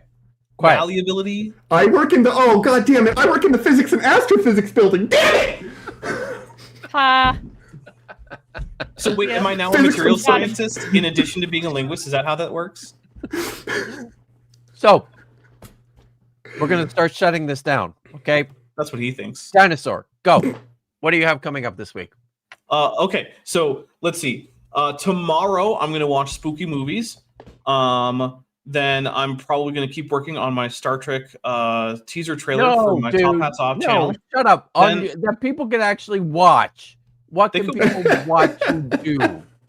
Oh, well, okay. So I have a channel. It's called Dapper Dinosaur. You've probably heard of it. And so let me go to that and let me see what I've got. So if I go to videos and I sort by God, why is this taking so long? We've got old channel intro, creationist kinds, my history in creationism, pterosaurs are birds, Kent Hovind response. Responses to questions to ask evolutionists. Kent Hovind debate announcement, wrong time given, sorry about that. Are birds dinosaurs? Is this ending soon?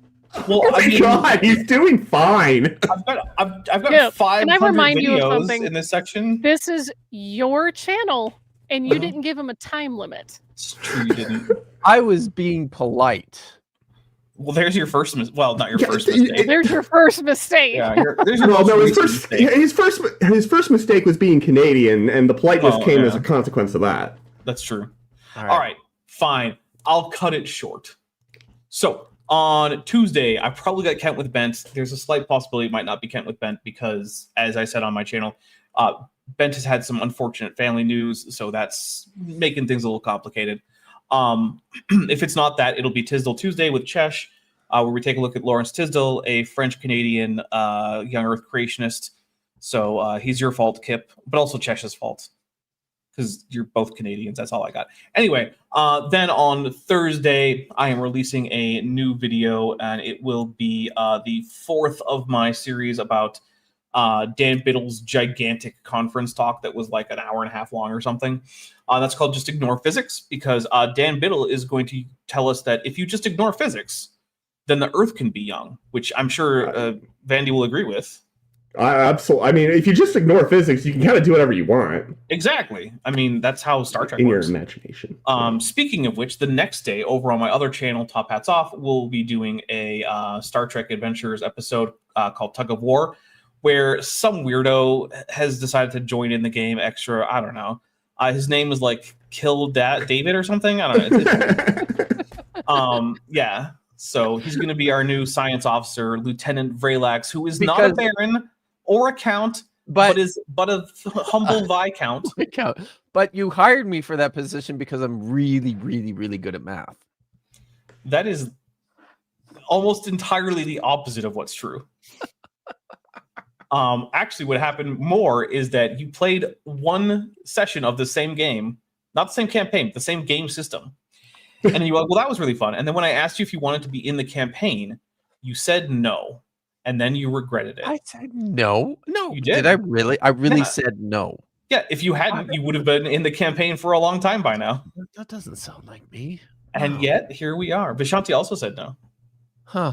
I mean, that sounds like Vishanti, but that doesn't sound like me. Well, you heard it here first, folks. No. Kip never says no to anything. But then on Saturday, the idea is that we will be back with me and Vishanti and Kip on my channel to do more of taking a look at what the Institute for Creation Research says are the reasons you should trust the Bible. Which As are we did almost, today. Yeah, it's very similar to what we did today, except there are fewer fallacies, but the fallacies that are there are just repeated more often. Excellent. Thank you. Yeah. Good job, Dinosaur. Thanks. Vish, what's going on? Well, the THC has been digested by my liver and is coursing through my body across the blood-brain barrier. Yes. Yes, it is. See, I'm a biologist. No, wait, no, I'm not. Also, I did want to highlight this thing that someone said. That's all well and good, but has Dapper considered the words of Moray Hetzedek? He has not. A new community. He has not. I guarantee you that he has not. Also, I prefer to use the Arabic term Dimashq with a q at the back. Dimashq. Okay. Yeah, that's what I call Damascus. Also, in part because it's one of the few place names in Arabic that I remember from my Arabic classes in school. Which I got A's in. You remember? Did you ever not get A's? Yeah. Why didn't you get an A in? Remember that time I was talking about material science? I got an F on a test in that class once. Oh wow! Yeah, I had to retake some stuff. Oops. But I still know what friable means. Yeah. Do it, lady. Weasels. What's going on? I have Bad Science Sunday tomorrow. You do. It's going to be awesome. Do you know who's going to be on Bad Science Sunday tomorrow? Eric, Skeptics and Scoundrels. Oh my God, you actually know! I do know. Neat. Wow. Wait, and I take full credit. It definitely doesn't have anything to do with Maya. No. Vandy, is that a prophecy? Can we say that you're a prophet after this comes true? Yeah, I think so. Yeah, right? I mean, comes true. Are those? Yeah. I mean, you. Okay, but here's how many, the thing, Vandy. how many prophecies if it doesn't are come true, in? we have to stone you to death. So I mean, you want to make it a prophecy? You comfortable with that? I'm stoned a lot, so I feel like I could take it. The to death part, though. The to death part, yeah. Well, okay, so like figuratively or literally? Literally. Yeah, we're going to enforce. Yeah, I'm not about that. Penalty. I'm not about that. No, okay. So not a prophecy, just a prediction. Hey, somebody after my own heart. There we go.